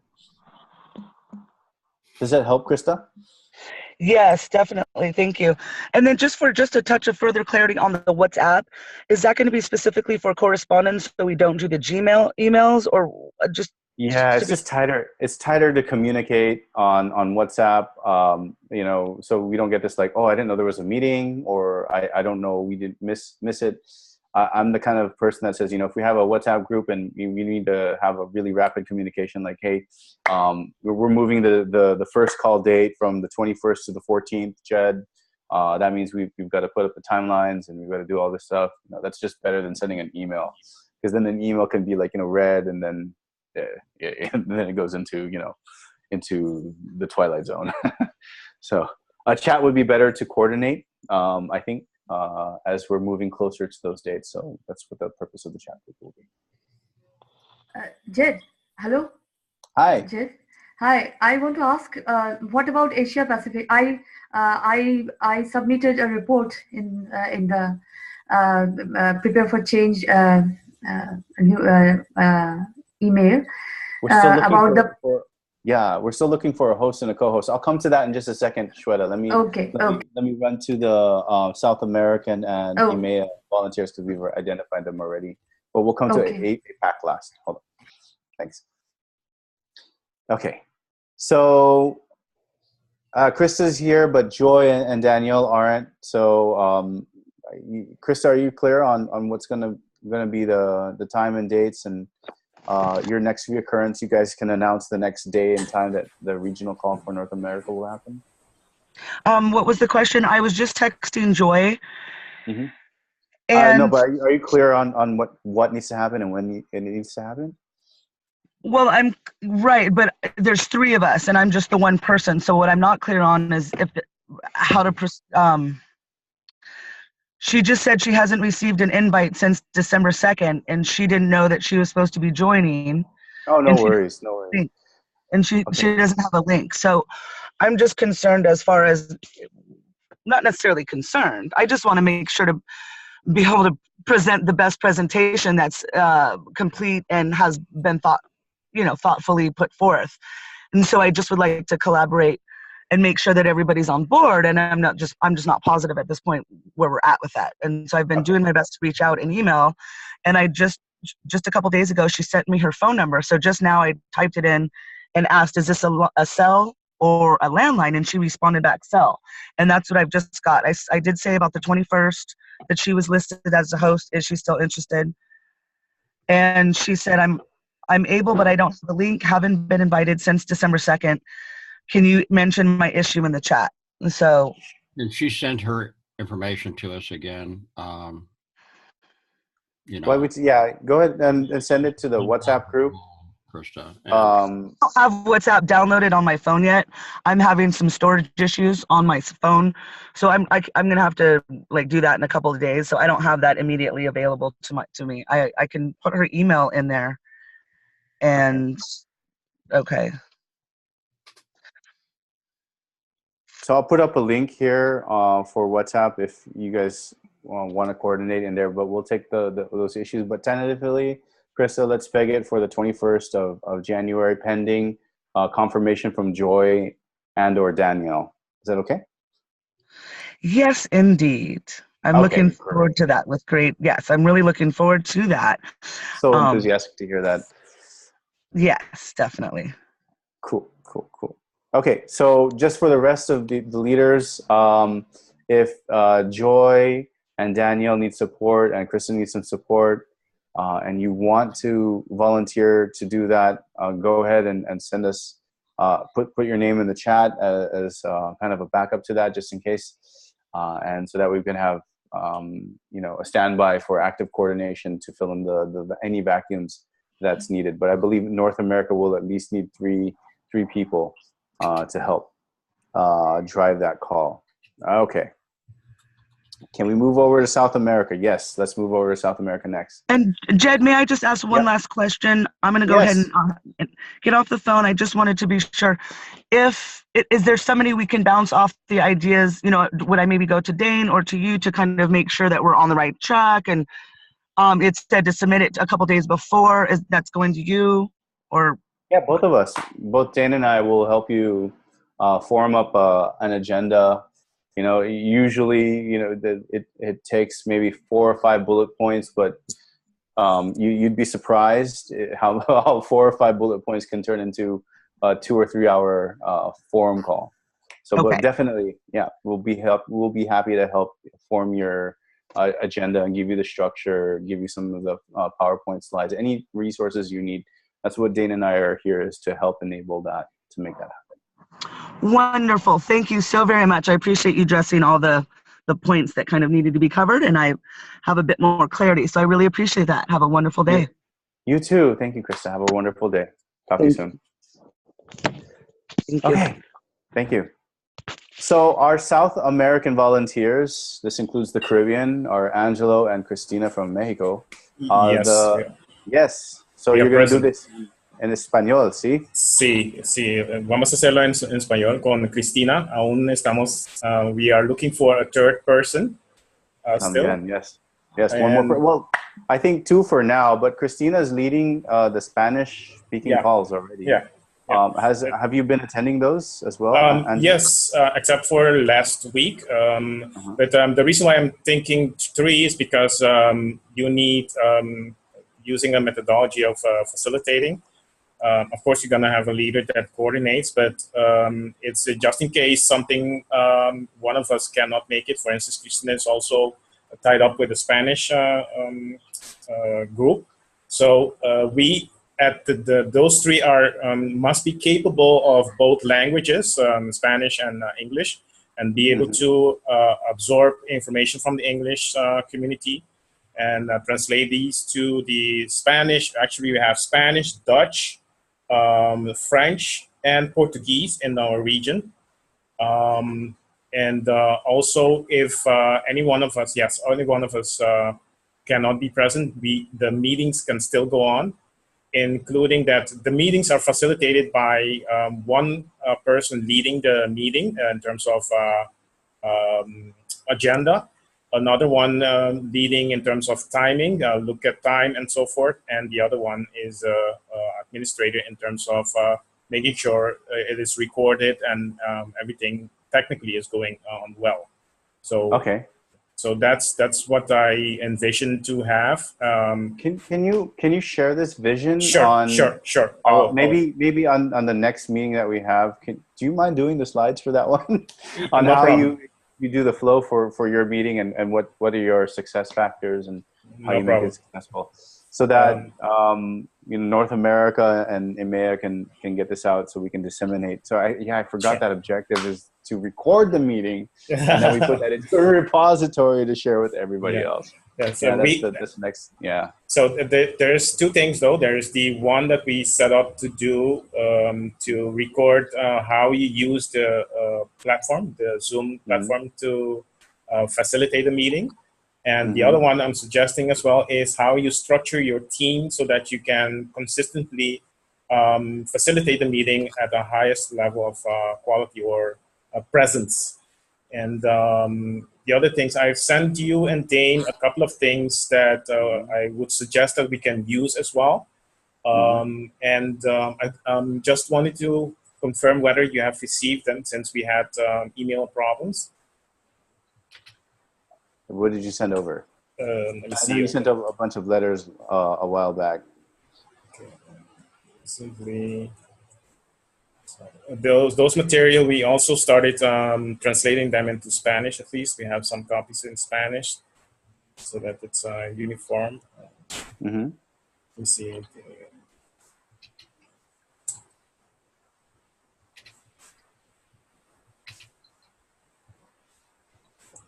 Yeah, there's, for instance, the text that I promised about helping others, and yeah, and also my presentation and the PowerPoint presentation. I saw this to help or not to Yeah. help, and the details. This was very good. So there's also another piece that I sent about the crucial conversations, how you establish the safe environment so that you can have crucial conversations, just in case somebody needs it to address an issue in the team, or how you pick up somebody that's becoming aware. But definitely the helping others is very important for you to be aware of how to engage helping other people when they are waking up, or in any situation they may be. And recruit light workers. Okay. So I think these are guidelines. Let's go over that during the next leadership meeting. I'd like you to take point on that one, Angelo. Okay. I'll leave the floor to you to have that in the next agenda topic. Okay. And because yes. Yeah, go ahead. Go ahead. One more thing. Could you adjust the if you have the sheet for Latin America? I've seen the country Curacao is spelled wrong.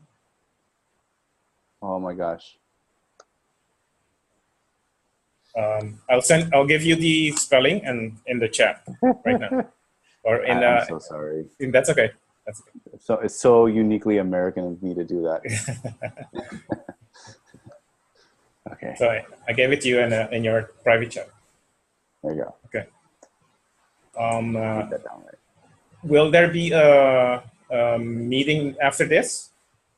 No, let's coordinate by the WhatsApp chat. Do you have WhatsApp on yes, I do, and I should send you my number. I'll put in the link here so you can. I think, yeah, it's in the chat group. This HTTP link, you can just go ahead and type that in. It'll jump you right in there. So okay, there you go. Okay, so you need one more person for South America. Mm-hmm. That's your call out for this meeting. Yes. Yes, and basically we have been looking at people to support the team as well. So in terms of translation, setting up a translating team, so that it can quickly the information can be quickly be disseminated. Yes, okay. That's about. But I will put it up in a few sheets, and then be ready to present it the next time. What's your preferred day to meet during the week? We haven't decided yet, but we have decided though to take the time off for the time being until January, somewhere in January, that you also recommend, because we would need to have access to the platform so that there's no conflict there. So if North America would have it on Sundays, would you guys like to have it on Wednesdays or Fridays? Preferably the weekends, somewhere. Okay, Saturday is okay as well. You guys can have. Okay, then let's take it on Saturday. Okay, Saturday. Would you like to do? I think Mayo asked for a day during the week. Hold on, let me just check, or else he's gonna. Okay, he said the 28th. Mayo said the 28th. So Saturday. Would you like to go ahead of North America and do it on the 20th? Let me see. Tentatively. Yes, we can do that. Okay. At least we have a date to strive to. Okay. So I know you're going to have a little bit of resource limitation. Coordinate with people in the WhatsApp group. I think Waldemir Santiago is saying that there's people in Brazil that are call him out. Yeah. Waldemir, can you unmute your microphone? Can you hear us? Waldemir Santiago, yes. Yes, he probably Okay. speaks Portuguese, if I'm not mistaken. Hi. Yes, if you can unmute your microphone, I'll introduce you to Angelo. Angelo is going to be co-host or hosting the call. If you'd like to help join and volunteer, oh, he has no microphone.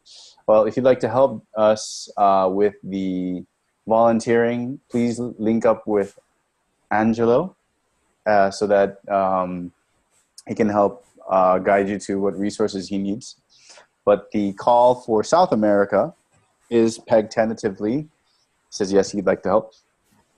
Yes, I see it. For Saturday, 20th of January 2017. So that is the third Saturday of 2018, tentatively speaking. Okay. So I'm just updating the slide here. Thank you so much, Angelo. Any welcome. questions on your end?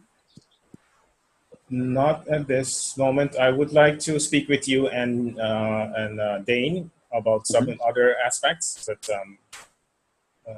that would be all for now. Okay. From, so on South 6th tentatively on 6th January, please prepare your slides for the meeting structure format and how you envision it to be successful. Oh, okay. So you mentioned, the 6th of January? Yeah, that's when I'll ask that you present your Okay. your meeting structure. So Okay, I think that's when we'll have our tentative. For sure, we should have a worldwide call again then, and I'll need your help to present the structure on how to successfully facilitate from both a technical and meeting facilitation standpoint for the meeting. Cool. All right, let's move on to the the Europe, Middle East, and Africa. I put American volunteers. What am I doing? EMEA volunteers. So this is Europe, Middle East, and Africa. Okay. So Mayo, are you there? I know you're a little bit sick. I was hoping you can unmute your microphone, bro, and we can hash this out together with you. Yeah, sure. Hi, Chad. Hi, everybody. Merry Christmas to everybody first. Merry Christmas. Okay, so first of all, just to give you a quick update, Chad and Dane, I have sent you, I think, a few emails over the last weeks, just a quick status update regarding what was going on here in the south of Germany. And we had already 3 very small Zoom PFC meetings with attendees between 3 and 8, mostly friends of us, Ascended interested, PFC interested colleagues, where we have covered several topics, like an example, PFC documentations, the resources. Then also we have created manuscripts, maximum 3 pages. We translated those information from the PFC websites, which needs to be printed out in the case of the event to put them into a binder and to be prepared for the event. And we have covered also some very interesting topics, means on the one side, just to make a quick introduction to everybody, the same as we already have here within our meeting, as well as to really focus on the PFC mission to really speak with one voice. Also, the mission to prepare everybody of the attendees to be able to multiply our efforts. So therefore, the 3 meetings we had in the past here with attendees, mostly from Germany, but also I think one from Switzerland, Willie was there, where we're really on the same page than all of us. So therefore, it is not really a big effort for us to multiply our work, but it was just a training for us to be prepared for the real, let's say, upcoming PFC meetings, what we want to assist. And Chad, very important right now is that Ursula, the suggested co-host, told me that she is, she's really doing 110% for PFC, but she really fears that she's not having enough time to act proactively, let's say, as a co-host.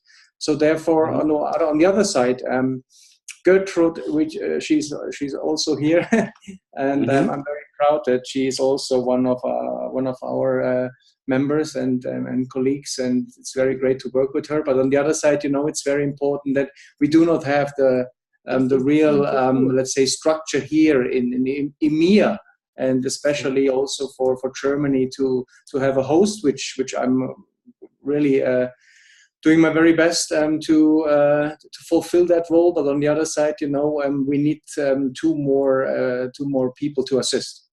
Okay, let me put that in the call out for the slide. So Gertrude said that she would help co-host, and so did Benjamin. But let's still put two more people in people for the Europe, Middle East, and Africa region. So these are all the countries in Europe, maybe probably Iceland even, probably probably even Russia, I think, maybe the Eastern Bloc of Nations. But two more people to help EMEA.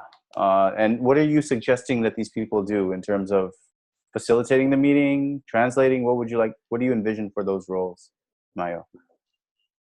I would say the topics can be let's say suggested also from my perspective. But as you said, Chad, the translation perspective would be great, or would be recommended, right?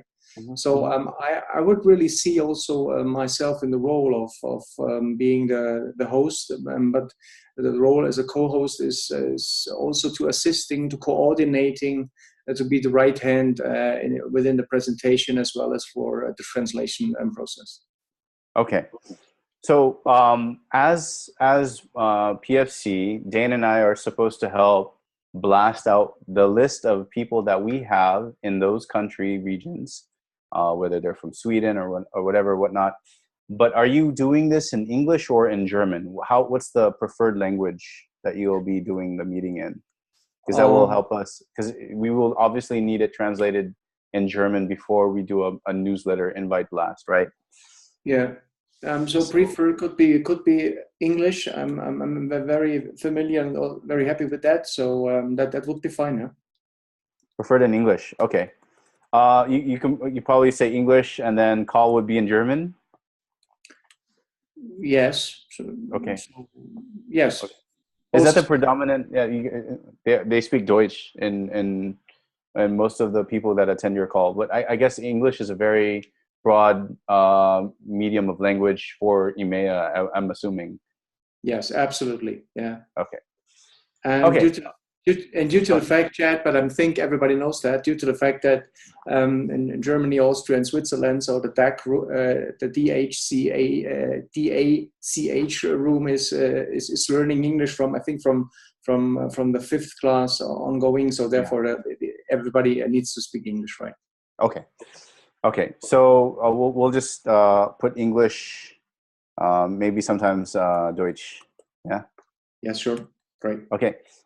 Do you have so you said the 28th of January, so do you prefer to have all of your calls on Sunday in EMEA as well?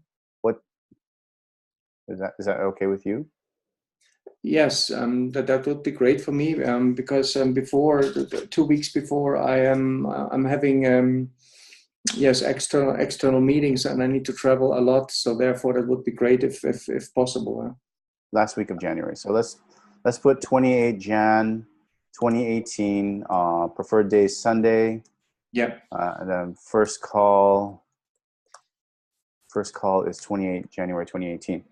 So before then, ideally we have an agenda, something that we can send out as a newsletter. Afterwards, the output of this meeting will be your recorded version and any translations necessary. So I think you need some people to help you with that. We'll try to get you the people to help you with that. And we'll also help prepare if you want to collaborate with us. Do you also use WhatsApp? Yes. Okay. Perfect. So yeah, let's coordinate on WhatsApp together as well, prior to the days leading up to your meeting call for your EMEA region, for the EMEA team. And hopefully after the 6th, after Angelo gives us the format and the clear steps on what needs to happen, it's all finalized, and we can have another EMEA call 2 weeks after the 28th as well, so that we can keep it going. Fair enough? Great. Great. I appreciate you doing this, Mayo. This is so wonderful. We've got North America, South America, and the EMEA regions covered during this call. So Mayo, any other questions or any other call outs before I move over to the next region? No, that I'm fine. Thanks, Jed. Thank you so much. I appreciate you and Gertrude's help in delivering. Namaste. Thank you so much, Mayo. We'll be in touch. I hope you get well soon. Thank you. Thank you. Let me just share my screen again. So I'll just put it here for you to see. And I spelled Deutsch wrong. Probably spelled it. I'll just put it in English for now and save myself the embarrassment of trying to autocorrect myself. Okay, so we need the APAC region. So let's go get the APAC slide. And Shweta said that she would be helping with the APAC regional calls. So we still have a co-host and another co-host that are still yet to be determined. Shweta, are you there? Yes, yeah. I'm here. So I'm also preparing a slide accordingly as accordingly as the event is. So, but we need more people, from APAC region. If there is anyone else. Yeah, that's the thing. The time during this call, nobody's awake from APAC. I've been asking people. I tried to get somebody from Indonesia, but then he said that he can only meet from 8 to 5 during the daytime, which would be the wrong time of the night. We want to know these people. Yeah. Dane and I have made it a point that we want to be able to see the faces, their familiar faces from the regional call, from the worldwide calls. That way we can help guide them through the process, and we know that they've understood the context of why we're doing this, and they understand the details of how they're doing it, Shweta. So I'm gonna. I have also a message in WhatsApp here in local area, but in India, but no one messaged me. I have no feedback. So what you do is when we get this meeting report. Share the YouTube video with them. And I'm going to say it right now, for anyone who's listening from India, Shweta needs your help to lead the APAC regional call. And the first one is going to be in January. If Shweta is going to do it all by herself, I'll help you, Shweta. I'll help you co-host. Thank you. You're welcome. I will send you in your mail the time, the slide I'm preparing and everything needed. I'll send you. If there is nobody, I can host it by myself in English, than in Hindi also, if needed. Yes. So what preferred day of the week? So right now we have the US on the 21st, the 28th. As a housewife, I am. Anytime can be, you suggest me anytime, any day, comfortable for everyone to be. Would you know the APAC people? I guess get a consensus. Maybe you can come back to us or to me via email. Maybe we'll just put this as TBD for now, but get a consensus of what the people in the APAC region, when they want to have a call. They might not want, because in Asia, people are very family oriented. They might not want to do this on a weekend. Maybe they'd rather do this on a weekday after work. Yes, it's okay. Because this is an important, very important thing. Any day will be good. Any day will be best, most. And if anybody suggests something, I will also mail you the day, the date, the day. Any day for me is good. Any time for me is good, Jed, as the time is coming. And I'll send you the mail according as, Okay. So you're flexible. I think what we'll need to is, if you have any lists, I'm sure Dane has some list of emails from these countries. We have I'll get some Yeah. more information from the COEO site about Yeah. our global following. One of the problems we have in the Asia Pacific is that unless our meetings begin late in the afternoon in the Pacific, like at 1 o'clock or 2 o'clock, it's like 4 o'clock in the morning there.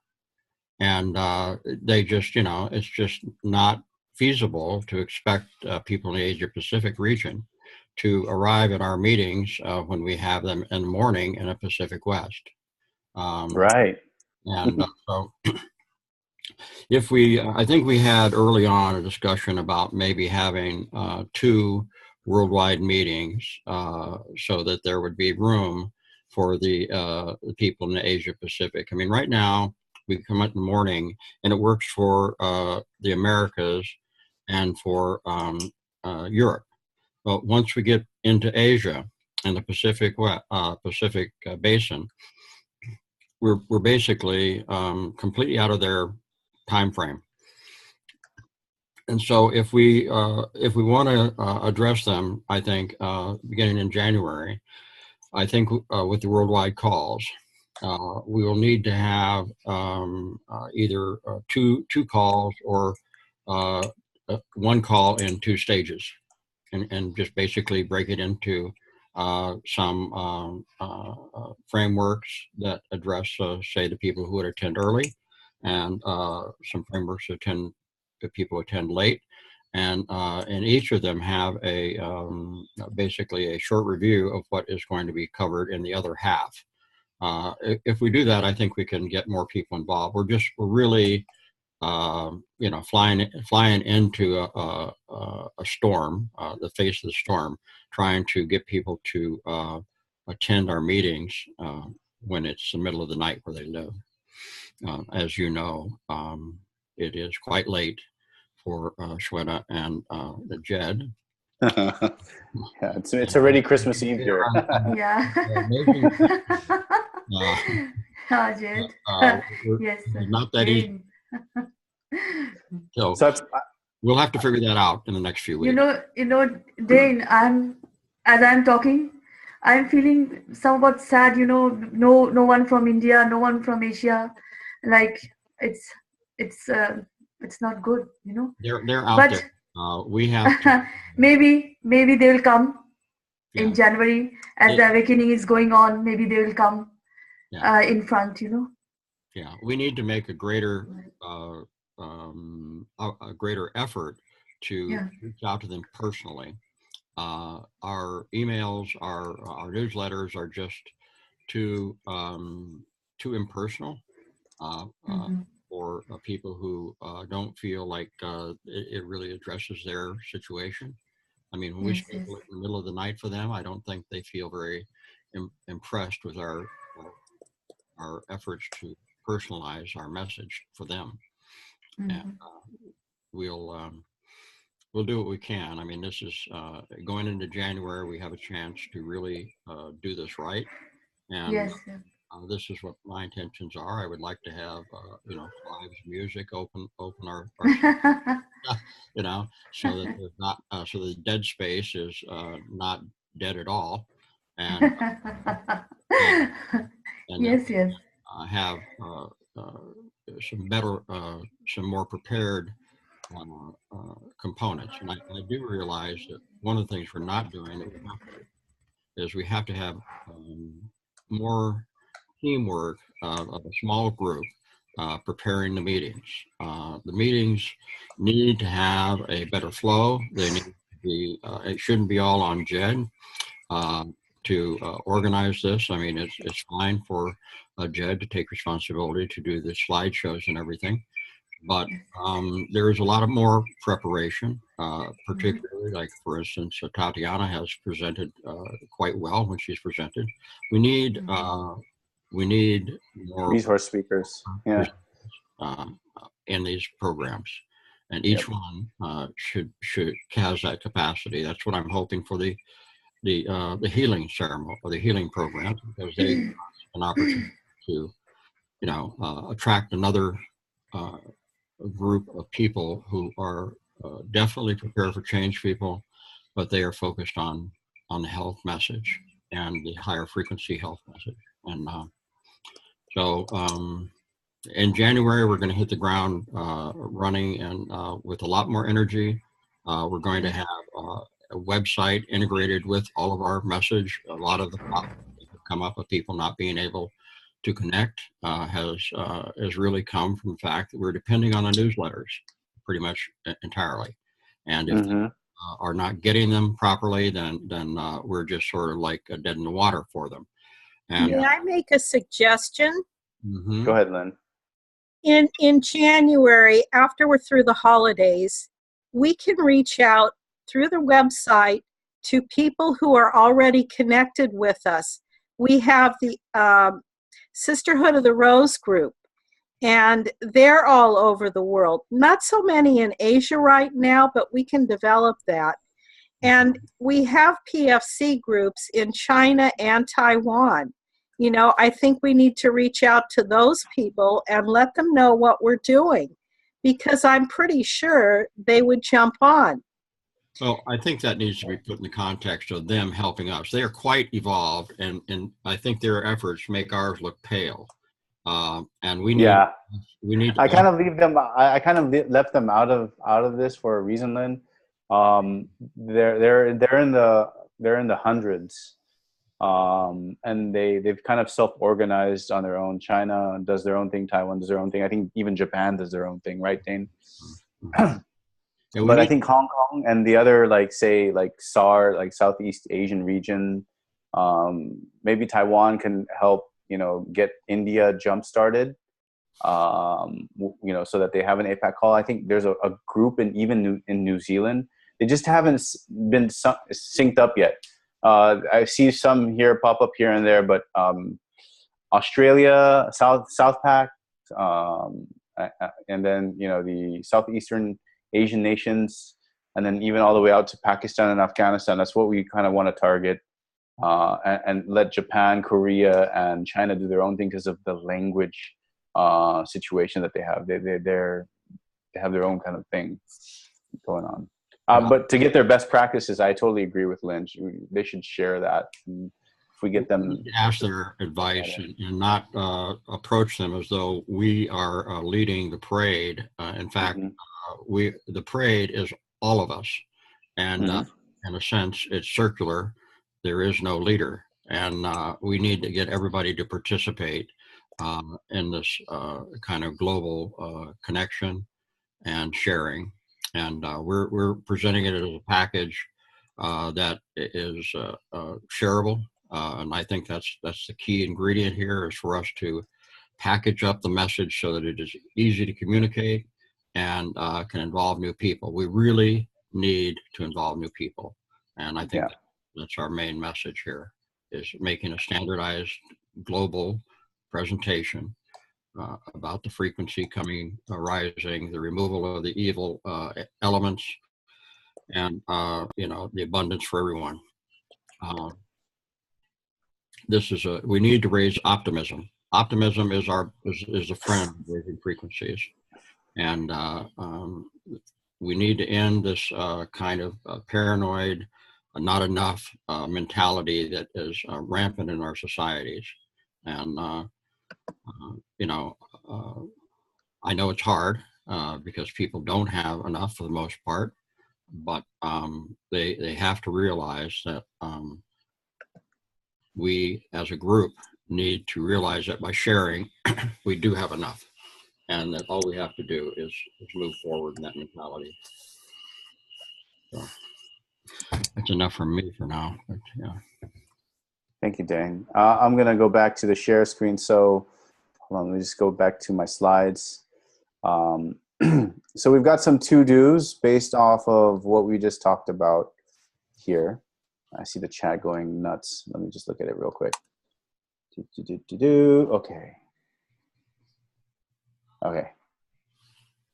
Clarice from Asia, Full Moon Meditation. She was Chinese. I have her email. Yes, please help Shweta link up anyone in APAC, and that's Dane and I's to do.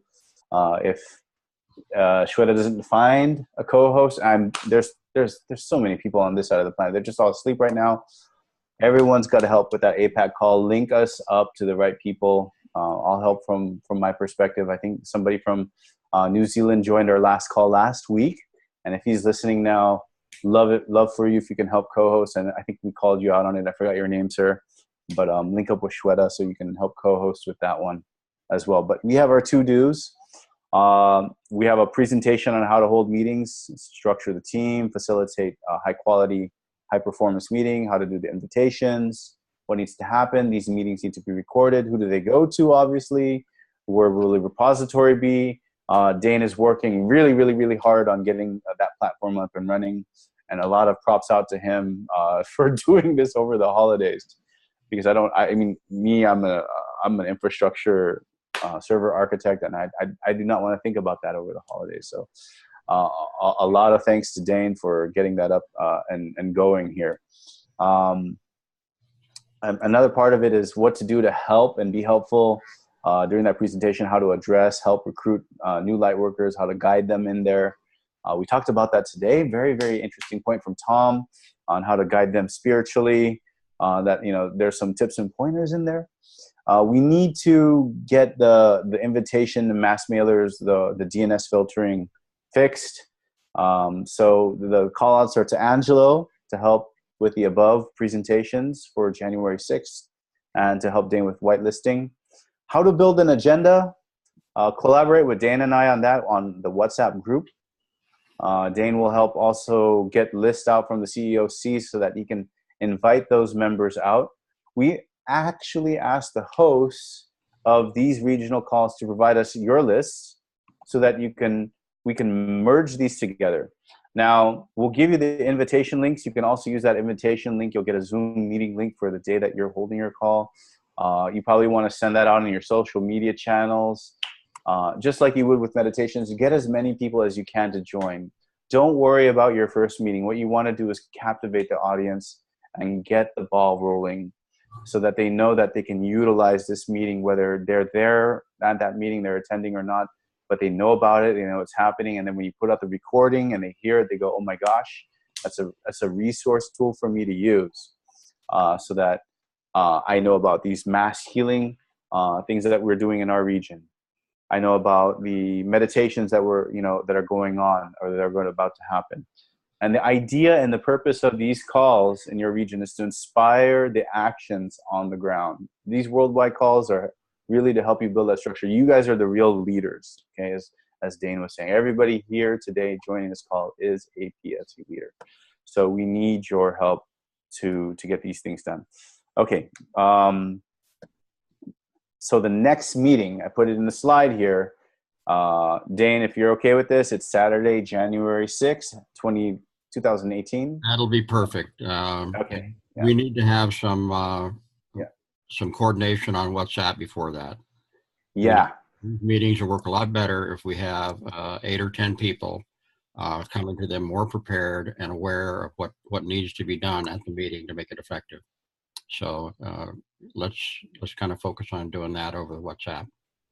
Yep. So I put it here, Dane, for everybody to see.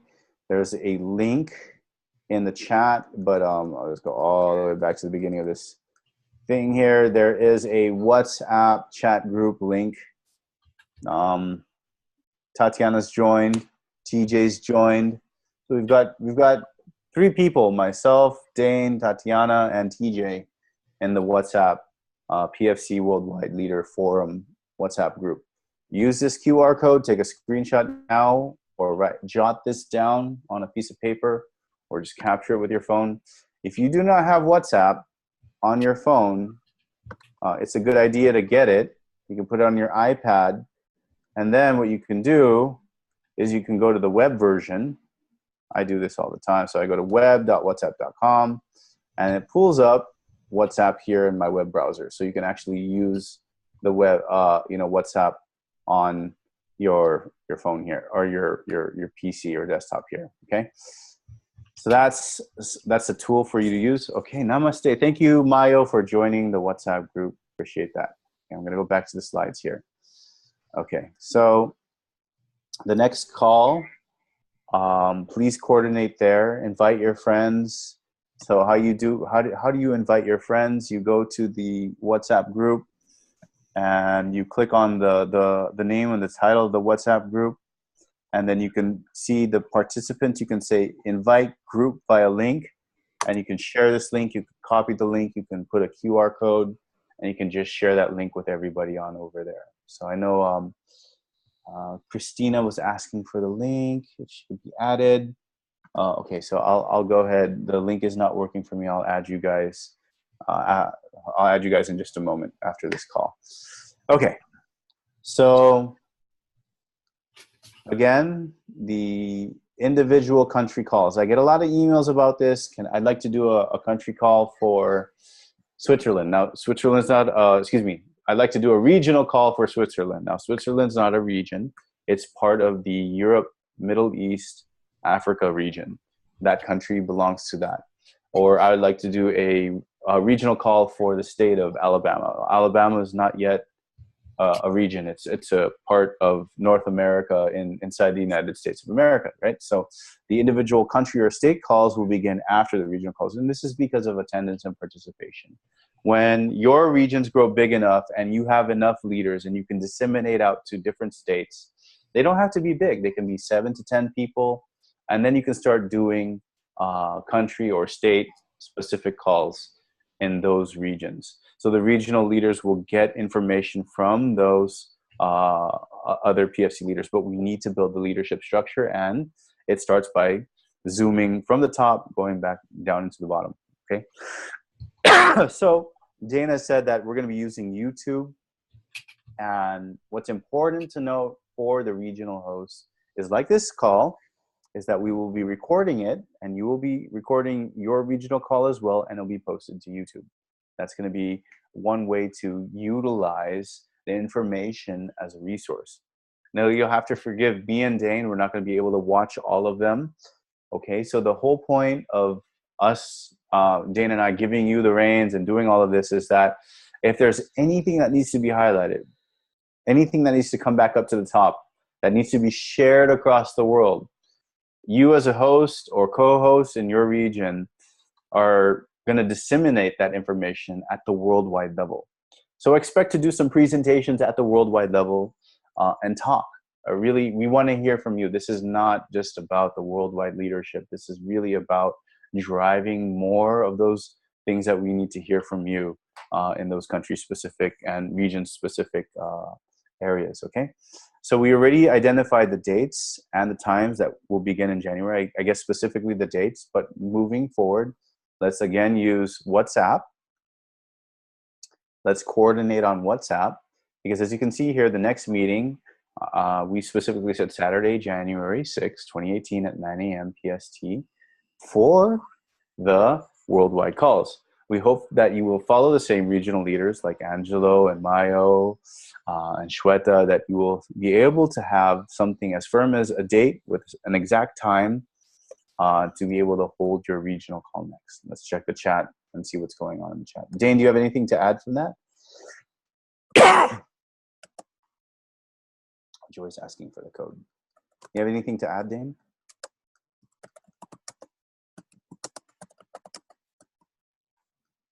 Did Dane go away? Dane, are you there?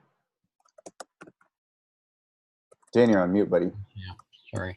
Okay, I'm putting together a web page. We will have a link to our meetings, to all of the meetings we put on that, so people can go there and simply click on a link and join. At least that'll be true of our meetings, which are built on Zoom.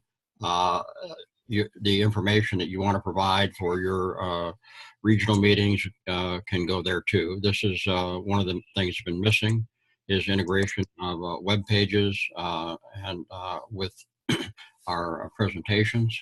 And we'll be solving that in the next, beginning of January. At that point, the website will have downloadable content. All of the videos, each meeting will have a separate page, and all of the information that we've accumulated will be there. The PowerPoints will be downloadable as PowerPoints, and links to resources will be there too.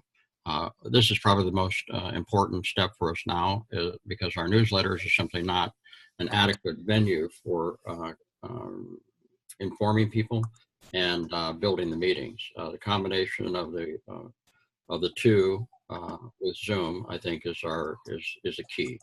So that'll be happening after the first of the year, and I believe that by the middle of January we will have a just an upward curve, and maybe even be hockey sticking in February, because there's a lot of interest, a lot of need for this message, and the frequencies are definitely going up. I mean, however you interpret the frequencies, one of the things I've recently seen is we're entering into a space in which there is very little interspace gas and little interference, and we're going to be getting direct energy from the galactic central sun, and this is something that it's one of the subtleties that our membership may appreciate. It's happening. So back to you, Jed. Thank you so much, Dan. I'm sorry for coughing over you, putting my thing on mute.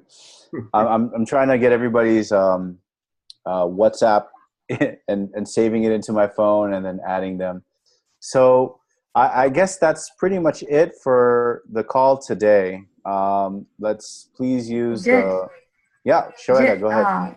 I want to say that I also see now the clear blue sky, very blue. I haven't seen this blue sky from many years, and the colors red, blue, aqua blue, and even I can see structures like a civilization coming down.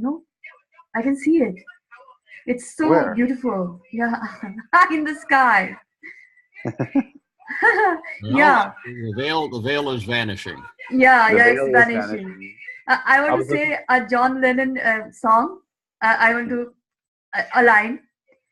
You may say I'm a dreamer, but I'm not the only one.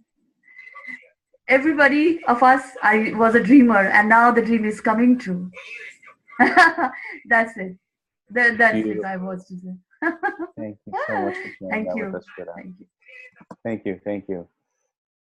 So I'll Lynn, do you have any closing comments before we end the meeting today, dear? Can you guys hear me? Yeah, I can hear you now. Okay. Closing comments. I'm looking forward to next year. I think we have a good group started here, and it's going to grow. It's probably going to grow exponentially, and we just have to be ready for it. So I'm wishing everybody here a very happy holiday season and a very prosperous and joyous new year. Thank you all for being here. Thank you, Lynn. So thank you, Lynn. Love you too. Love you too much. Merry Christmas. Happy holidays forever.